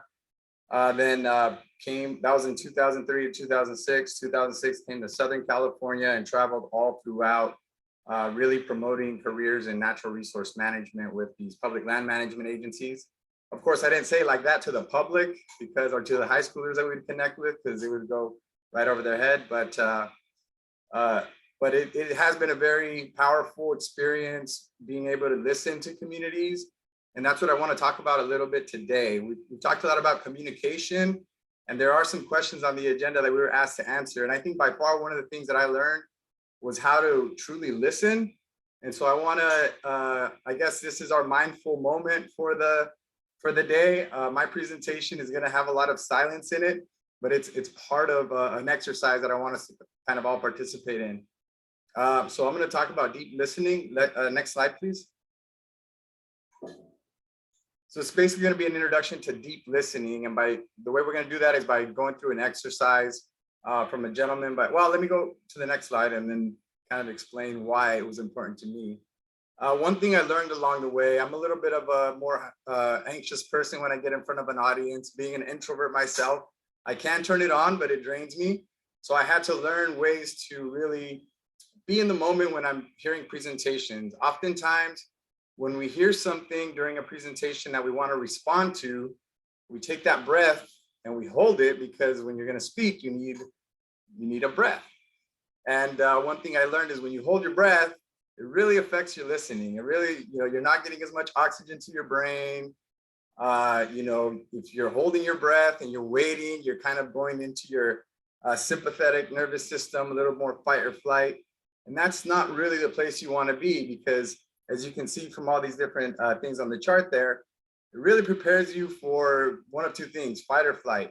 And where you want to be is kind of in that calm, relaxed, listening state, letting your intuitive brain, if you will, kind of absorb what's going on, and then let your imagination play with that information and spit out what you think might be most meaningful. And but it is a kind of a newer concept, at least it was for me, to actively try to stay in a parasympathetic state while listening to presentations. And so next slide, please. I want to give credit where credit is due. I'm going to be playing a recording of Dr. Mark Waldman. He's a faculty at Loyola Marymount University. And yeah, I've just really taken a liking to his materials. You can definitely Google him and find out a lot more about how our brains work when it comes to listening and things of that nature. So next slide, please. This is about a 8.5-minute recording. So there'll be a short introduction followed by what I call a bell exercise. Is going to ring a bell and ask you to listen to the bell at first, and then the silence behind the bell. And you're going to find that there's a lot of noise really deep in the silence. And so without further ado, you might want to adjust your volumes a little bit, but it is about an 8.5-minute recording, and hope you all enjoy it. Veronica, if you can play that out of your computer, that'd be great.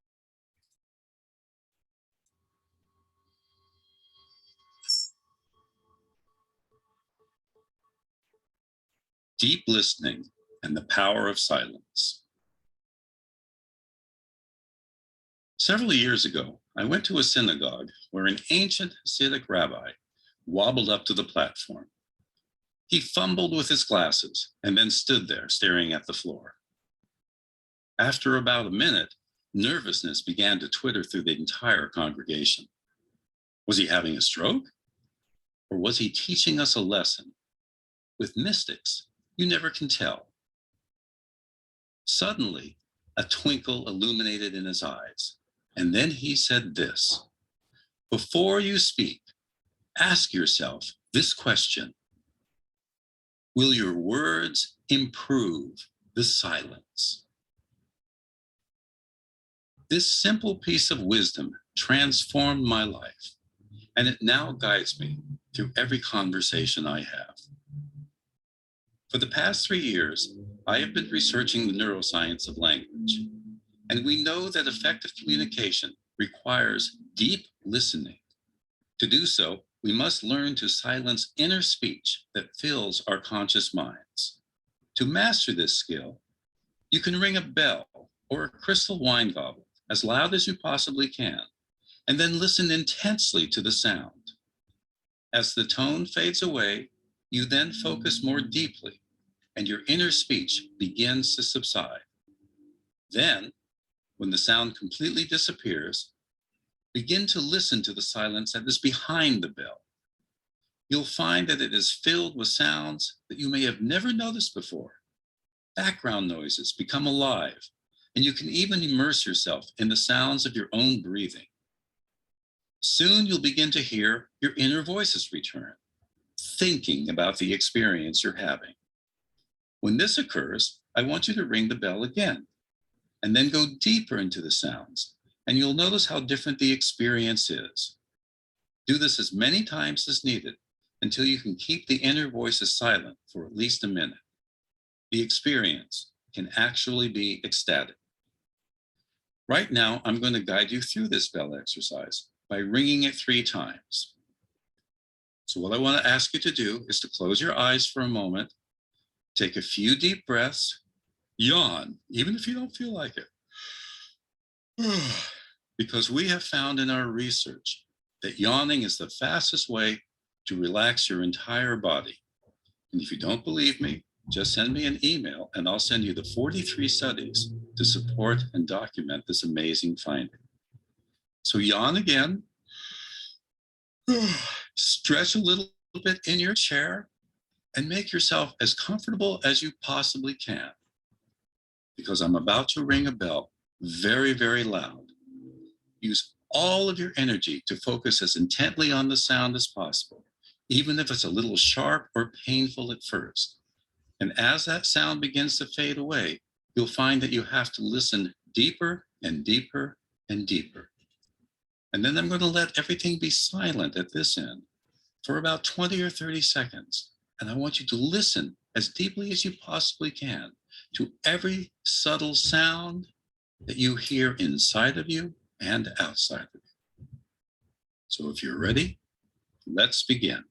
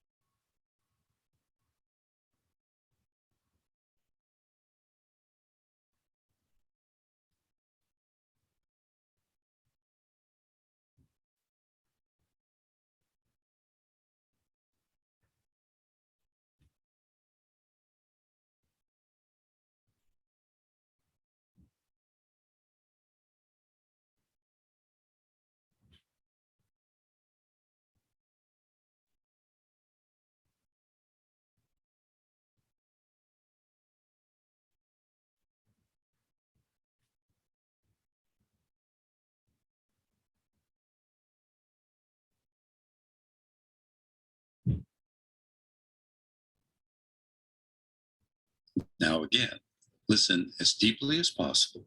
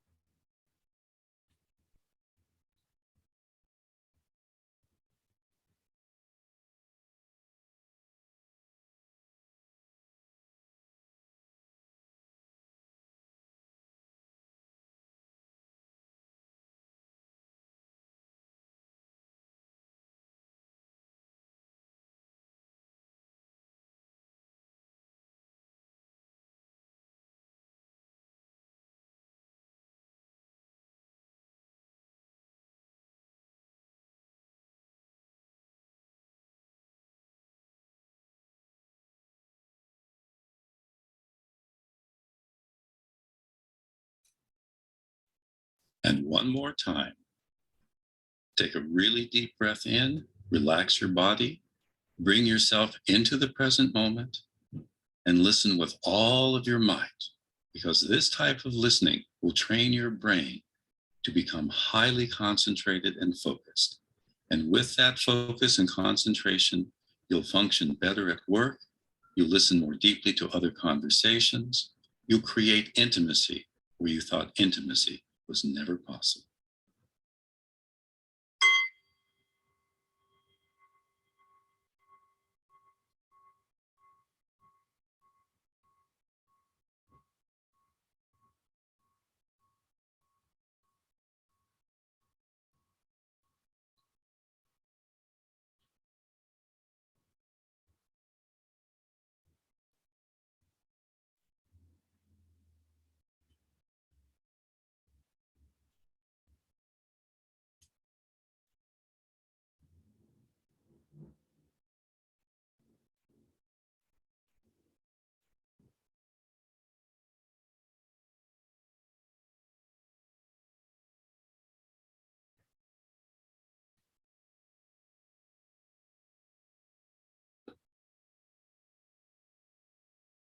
Congratulations, you've begun the first step in training your brain to cultivate silence, and it will take you into a higher state of consciousness. When you listen to another person with this level of intensity, you'll hear what their words really mean. You'll feel their passions and pain, and this will generate mutual trust and intimacy. When you practice the art of deep listening, you hear the symphonies of the world, birds chirping, rustling leaves, and the music within your own heart. It's hard to find words that can improve the beauty of this silent, sacred space.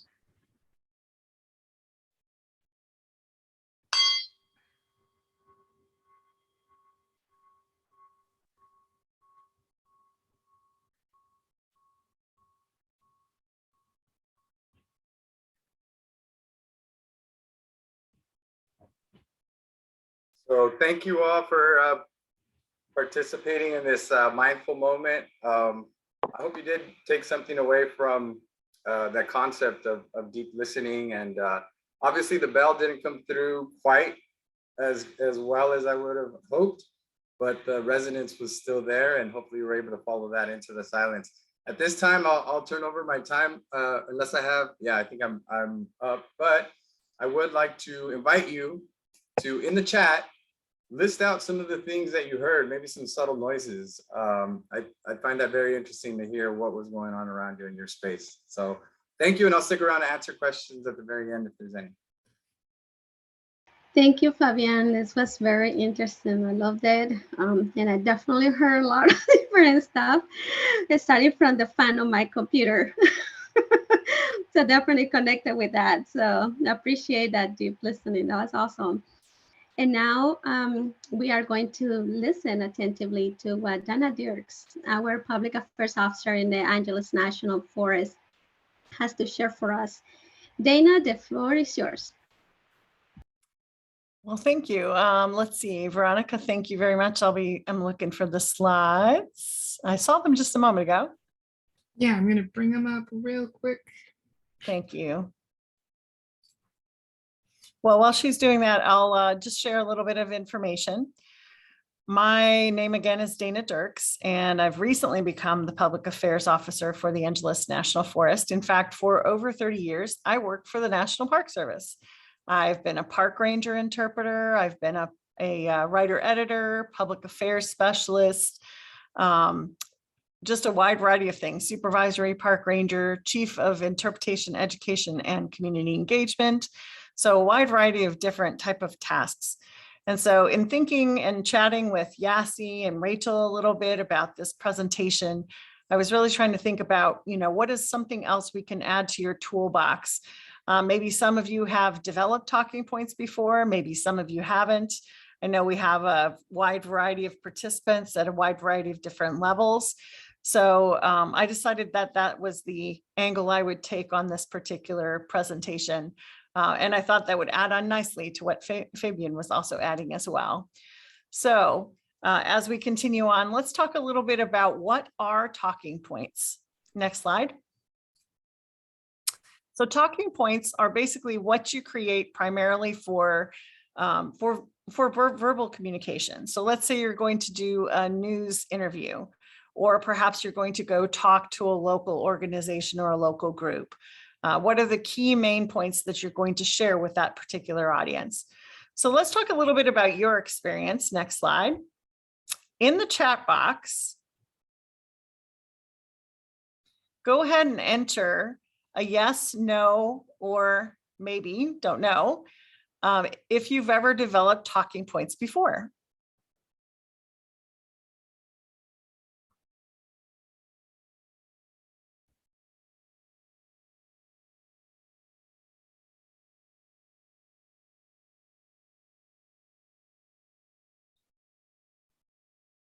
I'm going to give it just a few more seconds.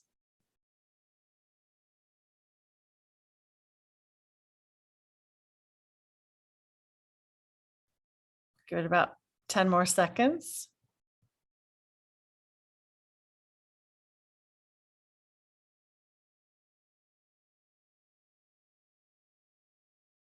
Fantastic. Wide variety of experiences. Okay. Anyone else? Going once, twice, 3 times. Okay, next slide. If you answered yes, even if it was sometimes, what topic or topics did you create talking points for? Go ahead and enter that into the chat box. Okay, I see research studies.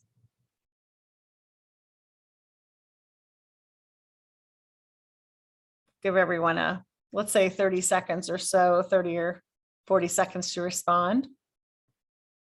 Survey canvassing, wildfires, fire prevention, urban forestry, forest health, etc. Good. Fundraising pitches. Oh yeah. Got to have some good talking points for that too. What else? Programs and community development.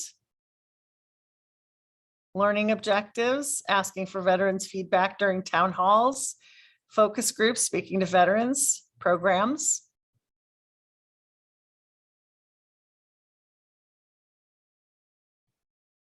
Let's see if we have anyone else in the next 10 seconds. Okay, the importance for increasing tree canopy and how it correlates with urban heat island effect. Excellent.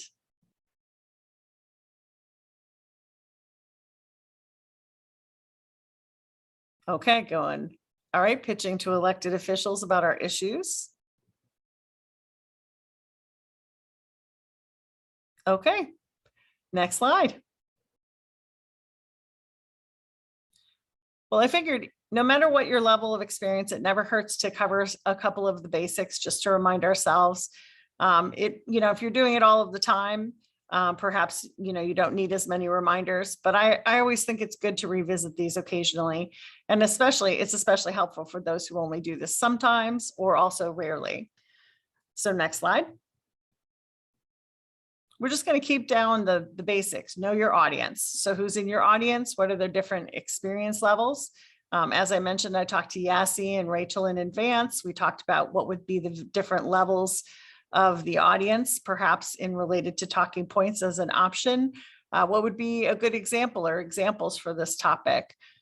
Get to know a little bit more about your audience. And you can do what, of course, I did here at the beginning, which is ask a few additional questions towards the beginning to tailor your message as needed. Next slide. Keep it short and simple. For simple, just a reminder, it's really easy. Of course, I can say this especially as someone who works for a federal agency, to get caught up in the jargon. And that jargon might be the research language. It might be wildfire related language. It might be agency jargon or language for what we are trying to explain to the public. So stay away from jargon. Keep your basic talking points short and sweet, and keep them fairly simple. But because what you really want to do is have people remember what it is you're trying to get across. Next slide. I know that some people will, vary a little bit on this particular topic. Some people say 3 main points. Some people say 5 main points. I actually think that 3 main points is the most effective. People only remember so much after someone's spoken to them. Next slide. So let's talk about one example. I'm sure you all have a myriad of examples, and I will ask for some examples at the end if anybody does have them available. But as an example, let's go to the next slide. We have a couple of key talking points about a tree planting project. And specifically, volunteers with X group and X group are planting trees by hand at the Red Box picnic area in the Angeles National Forest today. Next slide. Planting trees benefits us. Trees give off oxygen for us to breathe, reduce erosion and pollution in our waterways, provide habitat for wildlife, reduce human stress levels, and so much more. And then next slide. For more information, visit, and then your organization or agency's website, email us or call us, whatever way you want people to connect to the information. Next slide. So there are actually 6 questions by creating these talking points that we actually answered. Can you name in the chat box what those 6 questions are? Let's give everybody about a minute.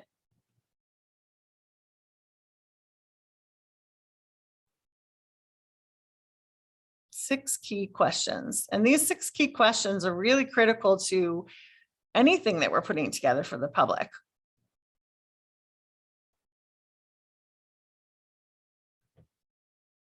Boom. I like that one.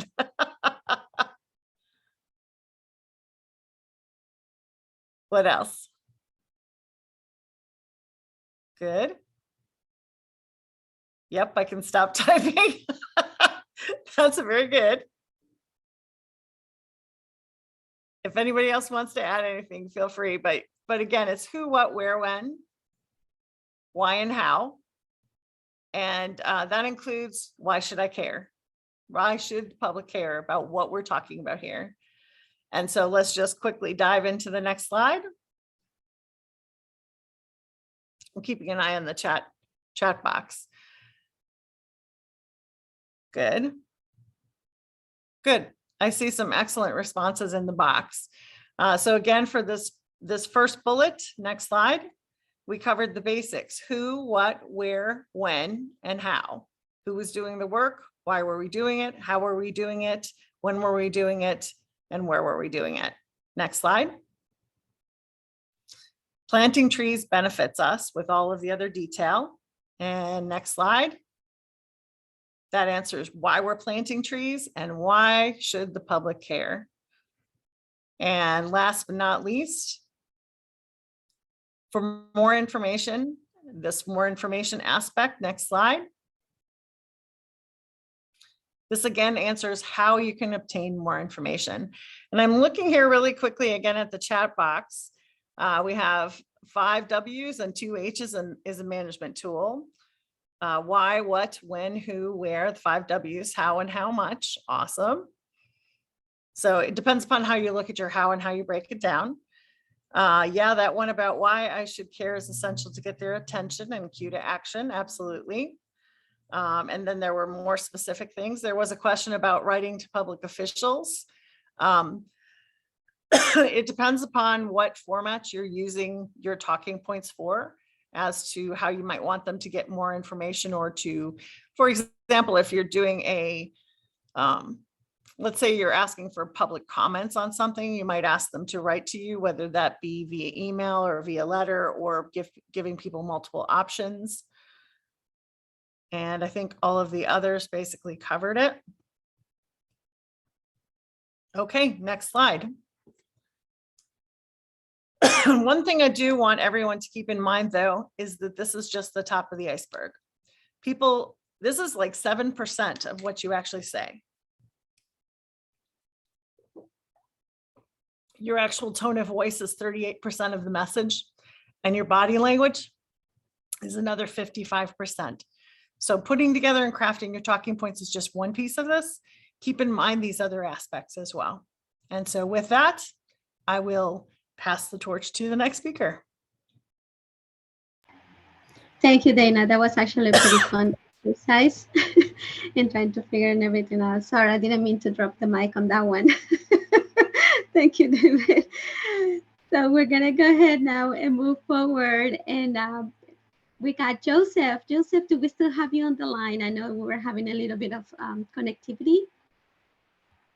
Yeah, no, everything looks good, and I'm excited to present today. Awesome, fantastic. So without further ado, everybody, here's Joseph Trujillo Falcon.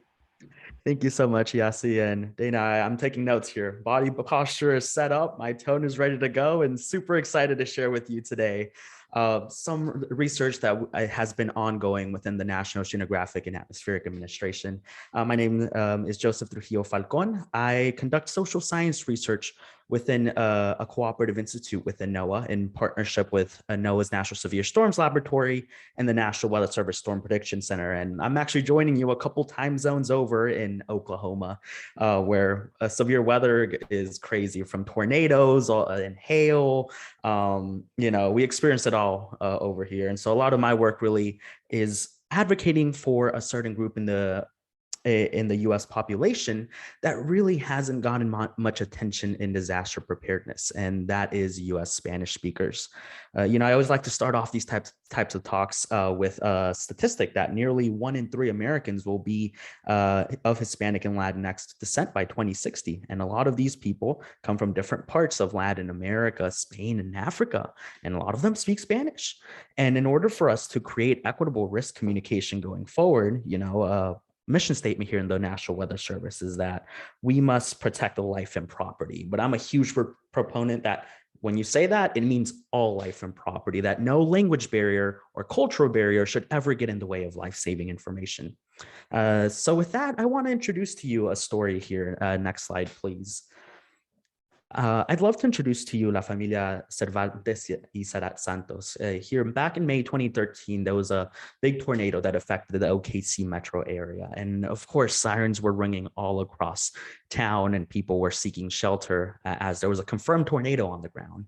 At the time, there wasn't any resources in Spanish for communities that did not speak English. And as a result, all people that could hear were really the sirens outside to go seek shelter. Well, these two families heeded those warnings and went to go seek shelter underneath a storm drain. Unfortunately, though, what was not communicated in Spanish, but it was in English, is that not only was there a tornado warning at the time, but there was also a flash flood warning in effect. Unfortunately, this family perished and is no longer with us. And the National Weather Service documented it as a case of a lack of multilingual information getting in the way between human life. And you know, the National Weather Service has been documenting this for over 50 years now. Yet our agencies don't have effective risk communication strategies for the most underserved. And so that's where a lot of our work really digs into, in dedication to these and many more families that we have lost in the past, to make sure that language and cultural barriers do not get in the way of effective disaster response. Next slide, please. And so with that, I wanted to review just a couple of challenges that US Spanish speakers face when encountering disasters. I apply a lot of this into severe weather since that's what I'm most fascinated about, just even living in Oklahoma, but this can be applied to all other types of disasters like wildfires and winter storms out in the East Coast as well. Next slide, please. So the first part of my research really focuses a lot on Spanish dialects, just because in the English language, for example, when we try to define the word thunderstorm, you really only say that using one term, but depending on where you're from or how you're raised, there are regional varieties of the Spanish language, which is fascinating in an emergency context, just because when we're trying to make sure that everybody takes action, we have to use unifying terminology going forward. So for example, in Spanish, the word thunderstorm can actually be defined in 6+ different ways, but here's 4 of them on your screen. And, you know, a lot of our Puerto Rican colleagues, they get taught the word tronada when they're in Puerto Rico, but if they ever want to broadcast in Telemundo and Univision, they're taught to use tormenta, as that's a more unifying message because people in other places in Latin America don't understand what a tronada is. Next slide, please. And so, you know, all across the board within NOAA, we have had for years now a translation policy where we need to just translate directly from English into Spanish. But what recently our studies have found is that's not necessarily the case. The last couple of years, the Weather Service has translated, for example, tornado watches and warning into Spanish into vigilancia en aviso de tornado in Spanish. However, previous studies have shown that that is not necessarily the most effective translation. It's a direct one, but not a relevant one. And so to get a better sense as to disaster inequity across the board, our team conducted a nationwide survey and a representative one matching the recent census data of US Spanish speakers. And then of course, 1,100 English speakers and 1,050 Spanish speakers. And I mean, let the picture speak for itself. While nearly 70% of English speakers that could be able to understand what a tornado watch, only 39% of Spanish speakers were able to. The same thing goes for warning and all across the board there. So whenever it comes to these dire situations, inequity has already started in just the message that we're crafting going forward. And to this day, there isn't an established weather and climate dictionary in the Spanish language. How are we supposed to alert communities if we don't even have the terminology to get them to enact into action? Next slide, please. And so considering that, we consulted with linguistic experts from Penn State University so that we can find the varieties of translation that exist for watch and warning and develop recommendations going forward that are equitable across the board.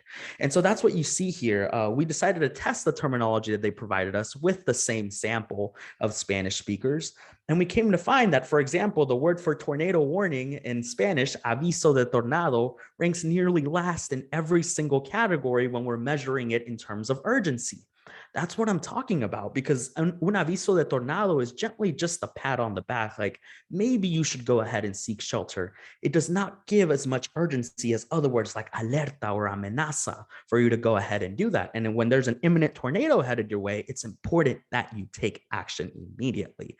And again, this can go beyond just the application of severe weather. There's red flag warnings for wildfires, especially in California. There's flood watches and warnings that this terminology can be applied to. And so all of our work is making sure that the translations are equitable and just, and we don't get, and that the message does not get lost in translation from English to Spanish.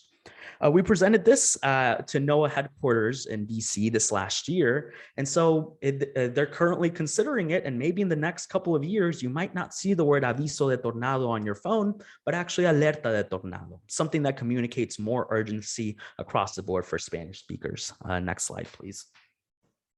And so I wanted to talk a little bit more about disaster subcultures, because I mean, translation just scratches the surface when it comes to equitable risk communication. Next slide, please. And so, you know, I'm from Lima, Peru, and I just saw somebody there that one of your parents is from Peru. So awesome stuff. I don't really meet a lot of Peruvians out here in Oklahoma, so it's always happy to hear that. But, you know, just as much as our translations vary and our dialects of Spanish vary from across different Spanish speaking countries, so does our climate. And we have to contextualize that when warning communities. Because for example, I'm from Lima, Peru, and we really just experience earthquakes all of the time. And I moved to the US when I was 5 years old, and suddenly the sky was exploding and I was like, whoa, this is crazy. Even if you translated the word tornado to me at the time, sure, I would know what it is, but would I really know the true implications of it? And would I really take it seriously? And again, depending on where you're from in Latin America, you have various different climates that you experience and different cultures of disaster response. And that's what disaster subcultures is all about. For example, our friends in Puerto Rico recently experienced a catastrophic hurricane, and their emergency systems are tailored to hurricane hazards. Our friends in Argentina do have a little bit of experience in severe weather, where they just even broke some records for gargantuan hail. But when you come to the US, you experience it all, from wildfires to winter weather to tornadoes and hail, that it's important that, of course, we create equitable translations, but also consider the cultural aspect so that we can make sure that everyone has equitable information going forward. Next slide, please.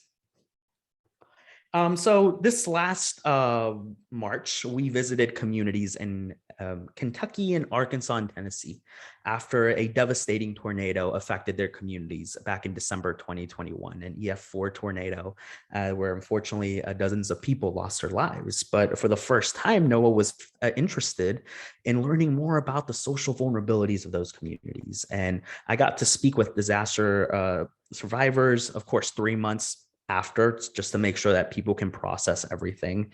And I talked to many community leaders in the area, and for many of those locations, sometimes we take it for granted. Even here in Oklahoma, we have a Telemundo Oklahoma station that now provides information in Spanish.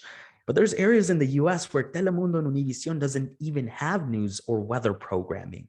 And what is it like in an area where you face these hazards all the time, but you don't have any information going forward? We're currently submitting this manuscript to Natural Hazards Review, but here's a quote from one of the people that we were able to connect with. Just everything in general, where when it comes to a warning system, people are used to receiving things on their phone or hearing it on television.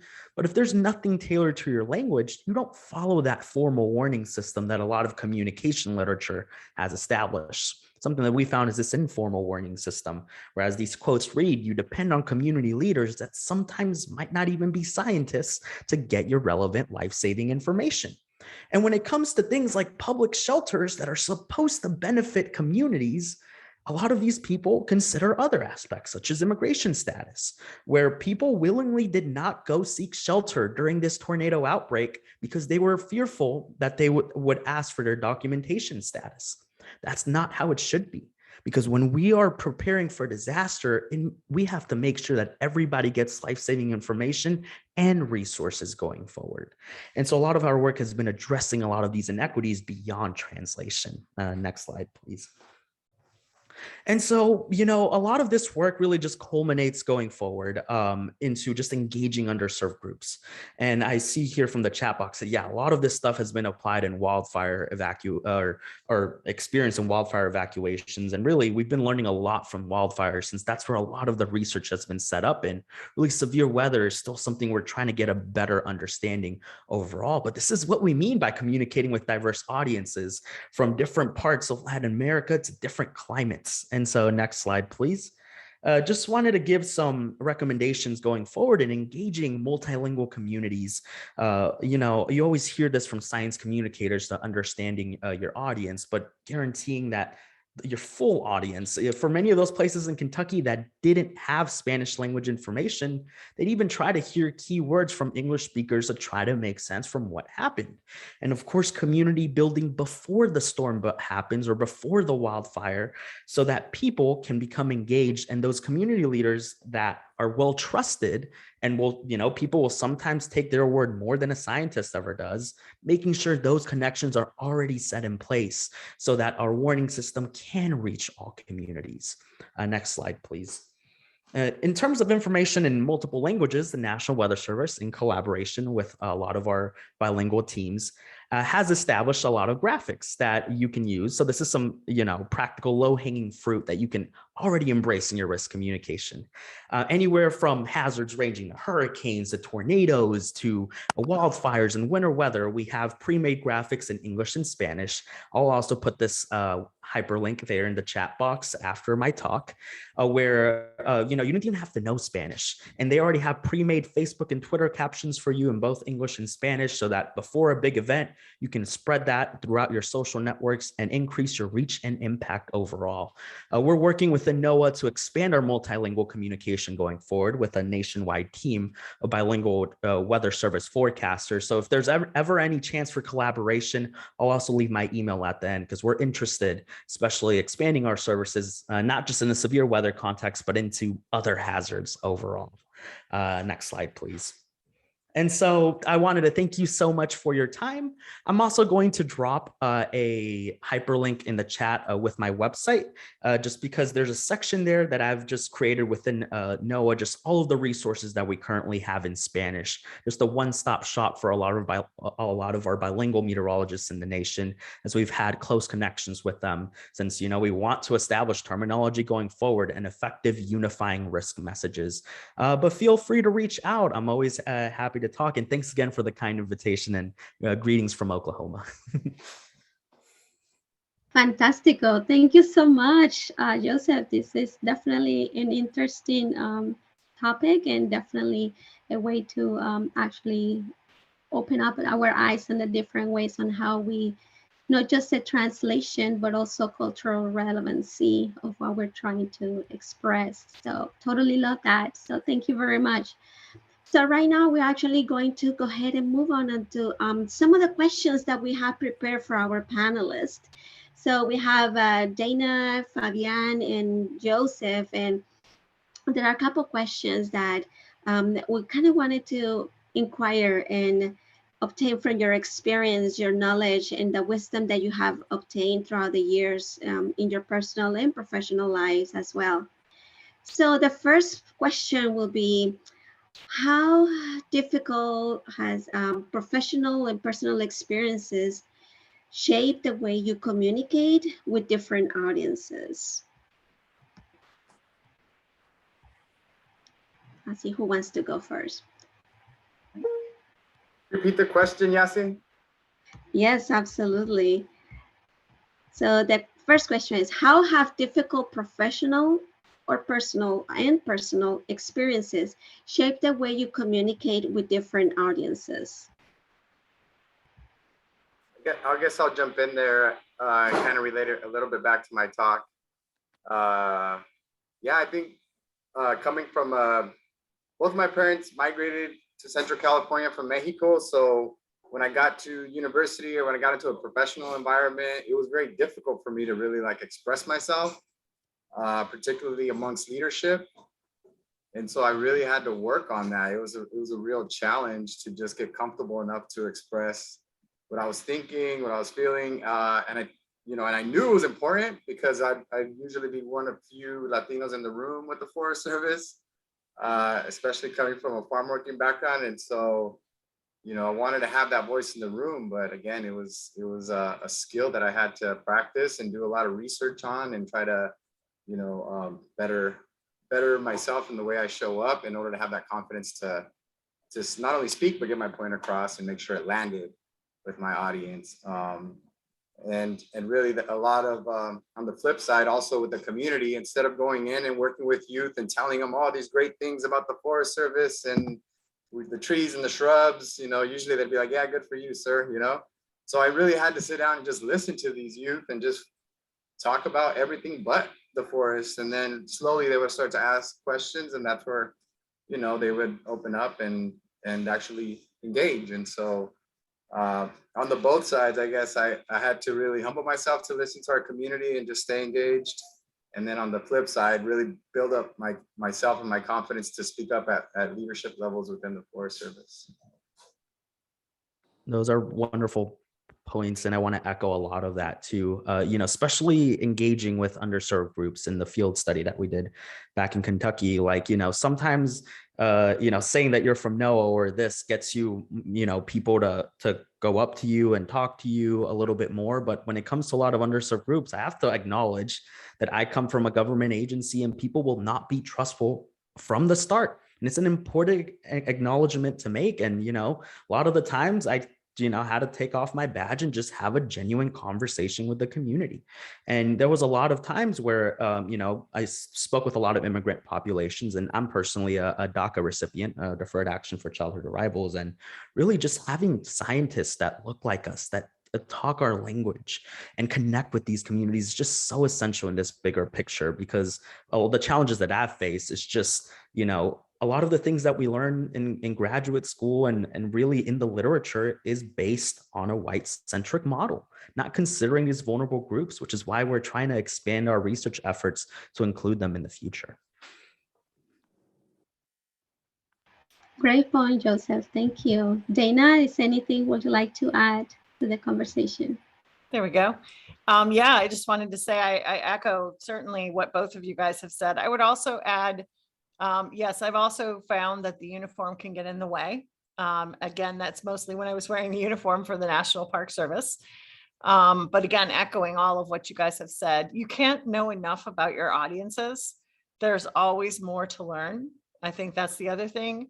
And keep in mind when you're dealing with critical issues that emotions may run high. And so trying to be as clear and concise and simple and making sure that you can get across the messages in as many languages as possible is really helpful. Thank you, Dana. Those are definitely some of the things that I think many of us have experienced and we can also testify for. So the next question we're going to move on is, what are some of the most common challenges you have experienced when receiving and or communicating scientific information? Well, I'll jump in. I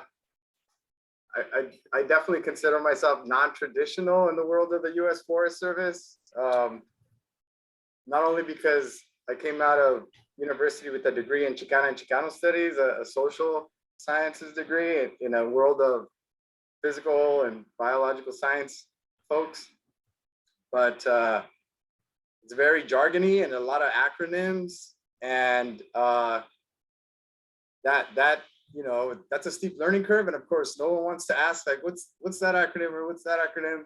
But we need to, and we have to sometimes translate not just to each other, but especially to the public. We can get so jargony in the Forest Service that when we show up and present our information to the public, it doesn't connect. And so me not being very on the physical sciences side, I've had to really be on that steep learning curve and just try to keep up with everyone else and maybe go home and do a little homework sometimes or Google a couple of things to make sure I know what they're talking about.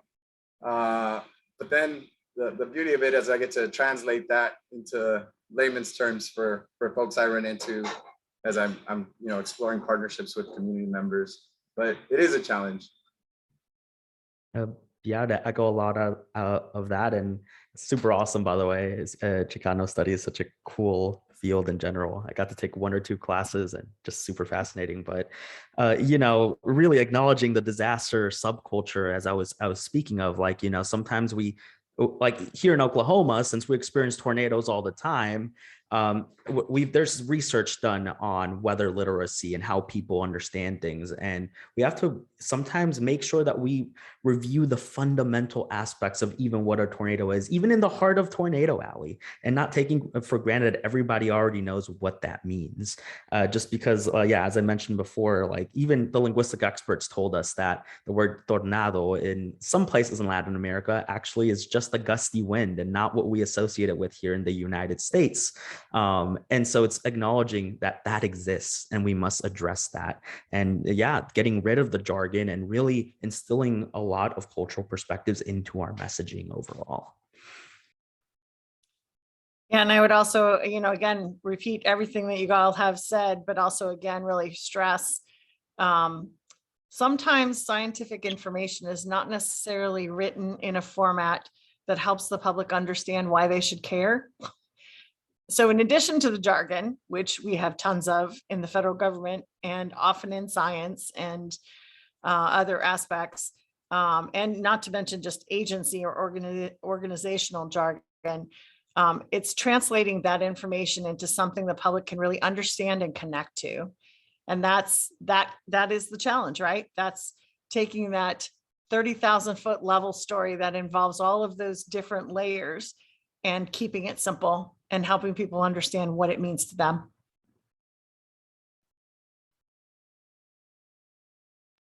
Yes, absolutely, totally great points all together. And I definitely will have to say that using sometimes your own family, right?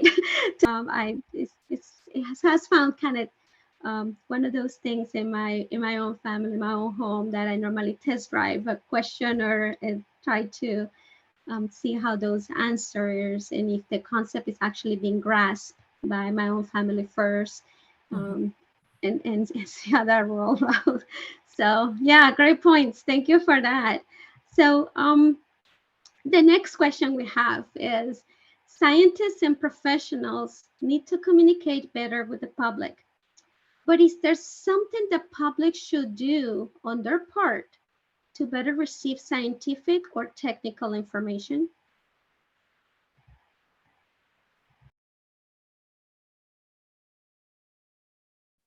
I think it helps when people are wanting to find out more information. I think what can be really challenging is that some of that information is not located in a central repository. Like we have lots of information and lots of studies in different places and areas. It's always helpful when the public wants to do research on their own. But I think on the flip side, it's our responsibility to provide that information in summaries and multiple languages, and really help people understand what it means more than anything. That's my perspective. What do you guys think? I, at least within the social sciences and within NOAA, I always stress that, I always point back to the mission statement that it really should be on us. Like, we have been investing so many funds in different avenues that, like, at least before we reach out to the public and directly ask them for help, first look at our own systemic positions and policies in our agencies to make sure that it's equitable across the board. And so that's definitely something I want to emphasize. I feel like the community will resonate with it as soon as they look at the actual impacts that's coming across the board. But that's my perspective. Love to hear from y'all too. Yeah, and just to kind of share my thoughts, I think it's hard for the public to share bandwidth with all the other stuff flying at us, especially nowadays. I don't know if we can compete with Netflix or Disney, or Univision watching the novelas. I think that'll, if that takes up their bandwidth, then what's left for us, right? So I think my compañero here, Joseph, is right. It does kind of fall on the agencies to meet the public where they're at, not necessarily wait for them to come to us. And oftentimes it's just sharing the same space together that allows for those interactions to happen. We do need to remove the barriers, including sometimes a uniform is the barrier, because, especially like when I visit Latino communities down by the border, wearing green, that's not that popular. So, I had to break that ice. And so I would say it does come back to us. But one thing I have seen work is spending time and space together. It's kind of scary to go camping, but once you go camping once, the people you went camping with, you're friends for life. So more of that, but it really does take nonprofits, electeds and forests and the government to really step in and support a lot of that effort. And I think we're starting to turn a corner and doing a lot more of that. So it's really exciting times right now. Yeah, great point, everybody, from every single one of you, for sure. And definitely, I will actually even add that perhaps maybe going a step further into that and breaking the barriers between our own agencies. Is that right? Because sometimes we actually can say we're collaborating, but yet there seems to be barriers in between our own messaging. So that sometimes can be a challenge for us as well. So yeah, great points. I love that. Thank you. So we're going to go ahead and move into the last question that we have for you today from this side. And then we're going to go ahead and go to the chat and see what questions all of you have for our panelists. So given the previous questions and your life experiences, what advice will you give your younger or early career professional self?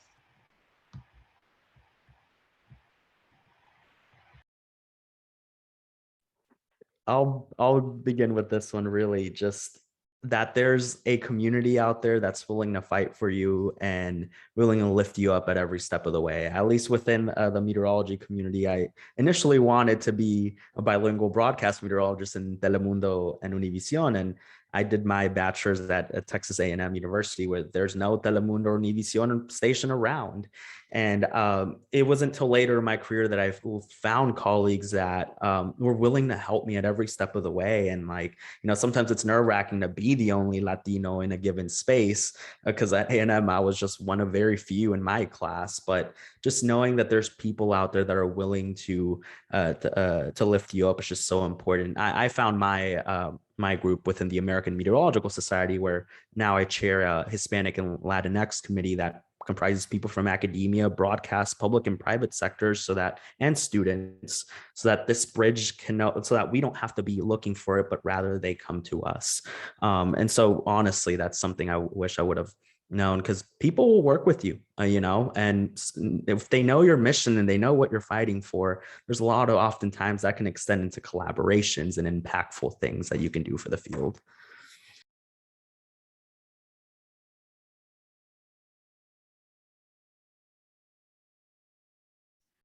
I'll jump in next, Dana, and you can round us out.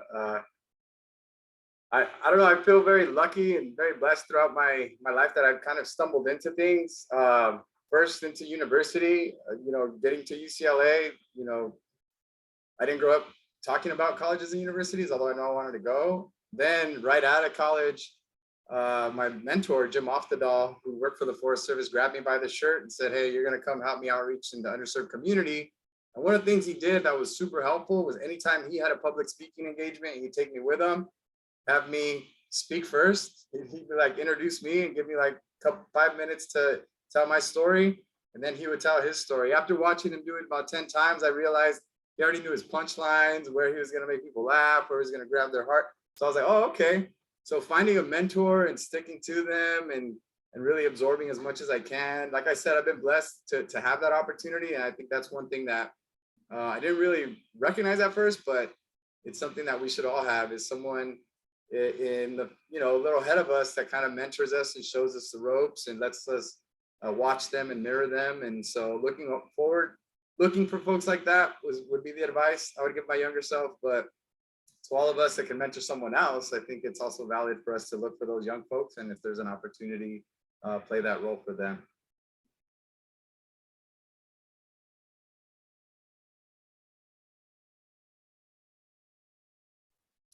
Yeah, I would also add in, continue to network, continue to mentor, continue to be mentored. I think I knew some of those things. I maybe didn't take advantage of them to the fullest when I was younger, but I would certainly say, continue to engage with others, continue to learn from each other, continue to share with each other, continue to help others grow as well. Fantastic. Thank you so much. That's some great advice. And I think it's, being young in age is, being young doesn't only refer to age, but I think it also refers to that different experiences. Many of us have transferred, is that right? And have new career paths towards the middle of our careers. So it's incredible. And Harry, thank you so much for putting that advice in the chat. It's definitely for sure something that we should really do. Continue to work hard, study, and don't quit. Don't quit, don't ever quit. So I totally love that. So let me see. Rachel, thank you so much for answering that question in regards if the video will be posted. So thank you so much for that. And I see a couple comments in here. Thank you, Marianne, for sure. We don't need to sit in our office and hit the streets. Definitely get connected. That's the way I love to address it, is connect with our communities and connect with what those that we are serving, to know what is it that is the needs, because we might think they need something, but yet they will tell you specifically what they need. And sometimes it's vice versa. They will tell you what they think they need, but in reality, might be something that might does better for the community itself. And we have a question. So there is a question in the chat, a very good question. Thank you, Francisco, for that. And it's relating towards the term citizen science and alien or invasive plants, and referring that with certain immigrant communities between the forestry and environmental projects. And the curiosity is if you have experienced some of this as well during your career, having to explain those terms such as citizen science or alien invasive plants, etc.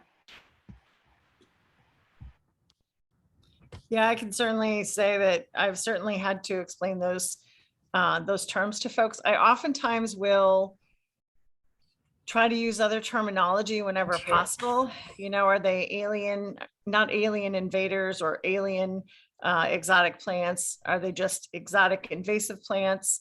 You know, there's different terminology we can use to get across the basics of what we're trying to get across.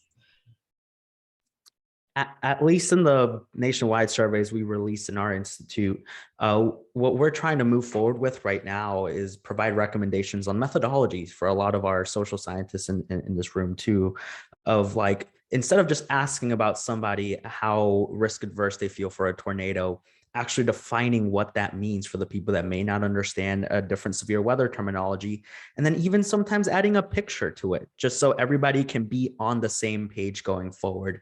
We can't just assume somebody knows what a blizzard is really when we're still barely developing terminology for it to this day. So it's making sure that we describe the phenomenon, and if possible, even including a picture so that everybody can be on the same page, at least in the weather context. Can't speak much about plants, but I'm sure a lot of it applies there too.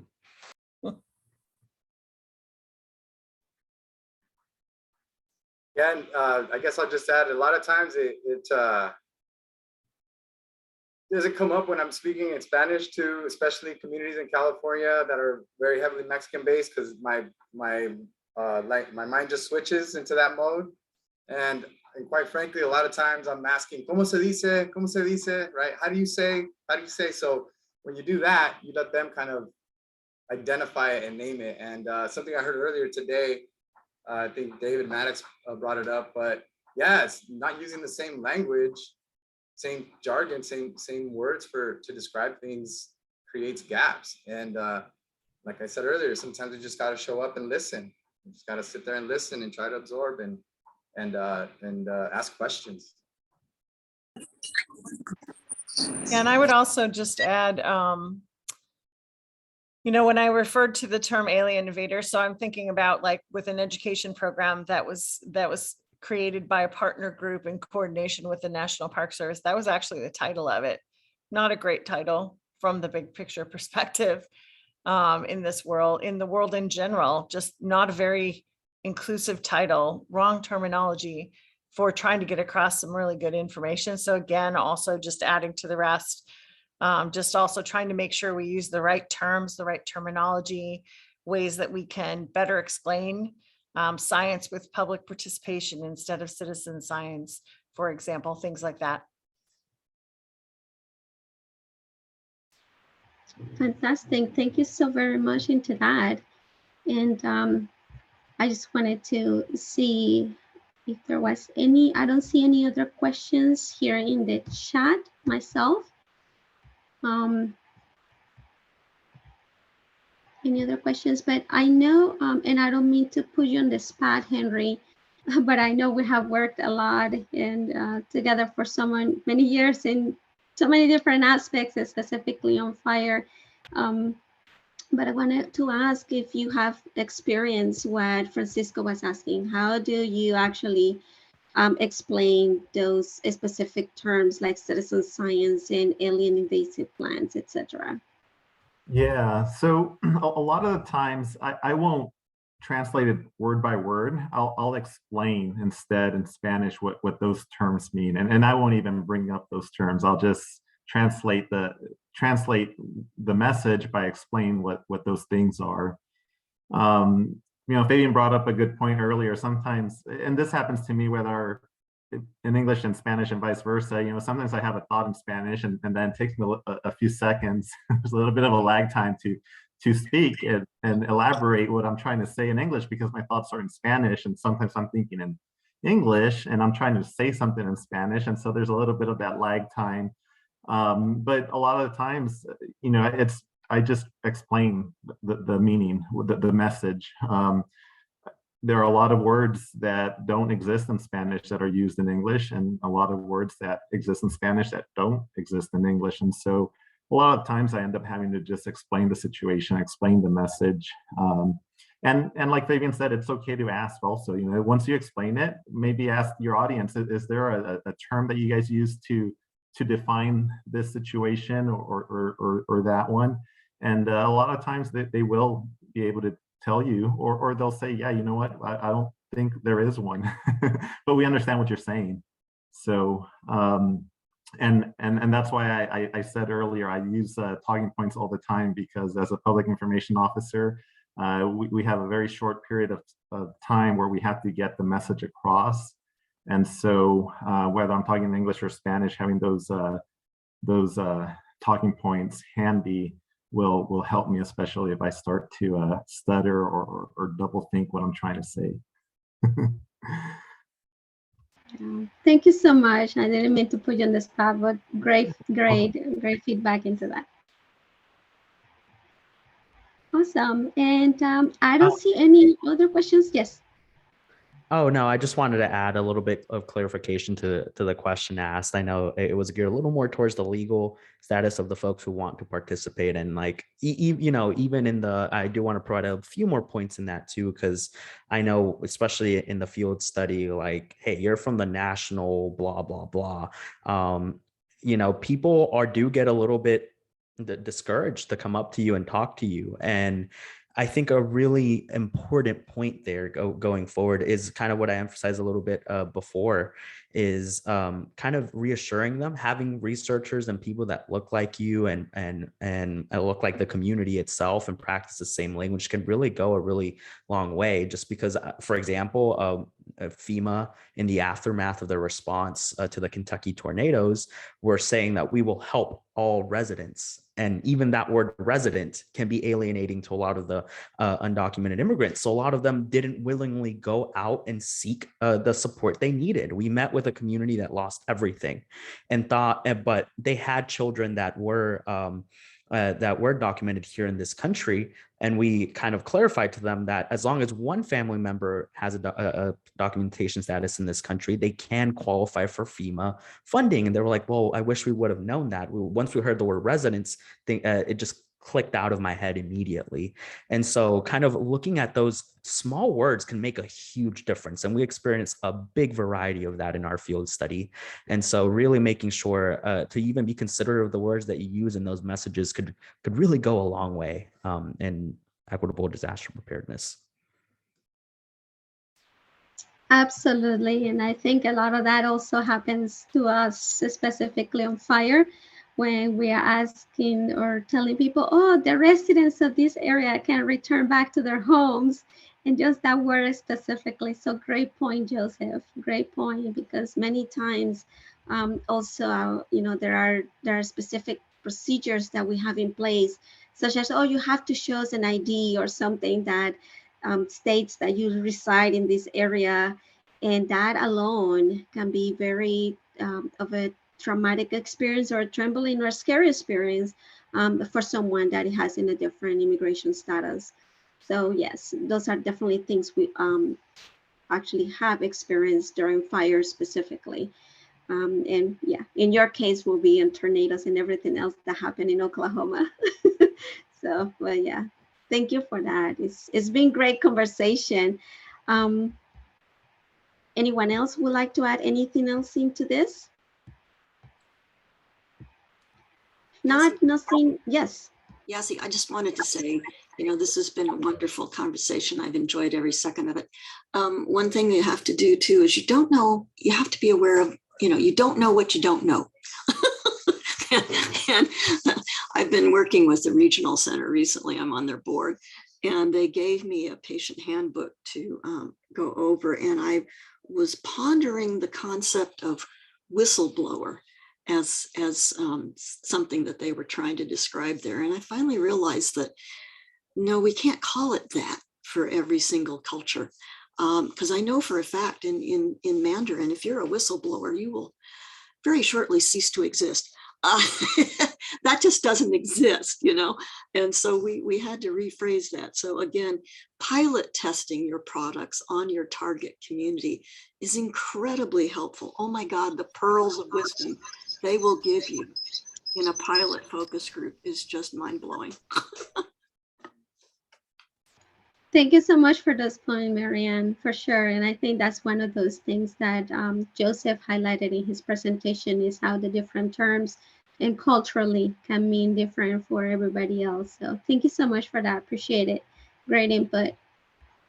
All right, seeing no more questions in this, we are 10 minutes ahead of time, and I'm pretty sure by now no one is going to say no, that we move on for our next aspect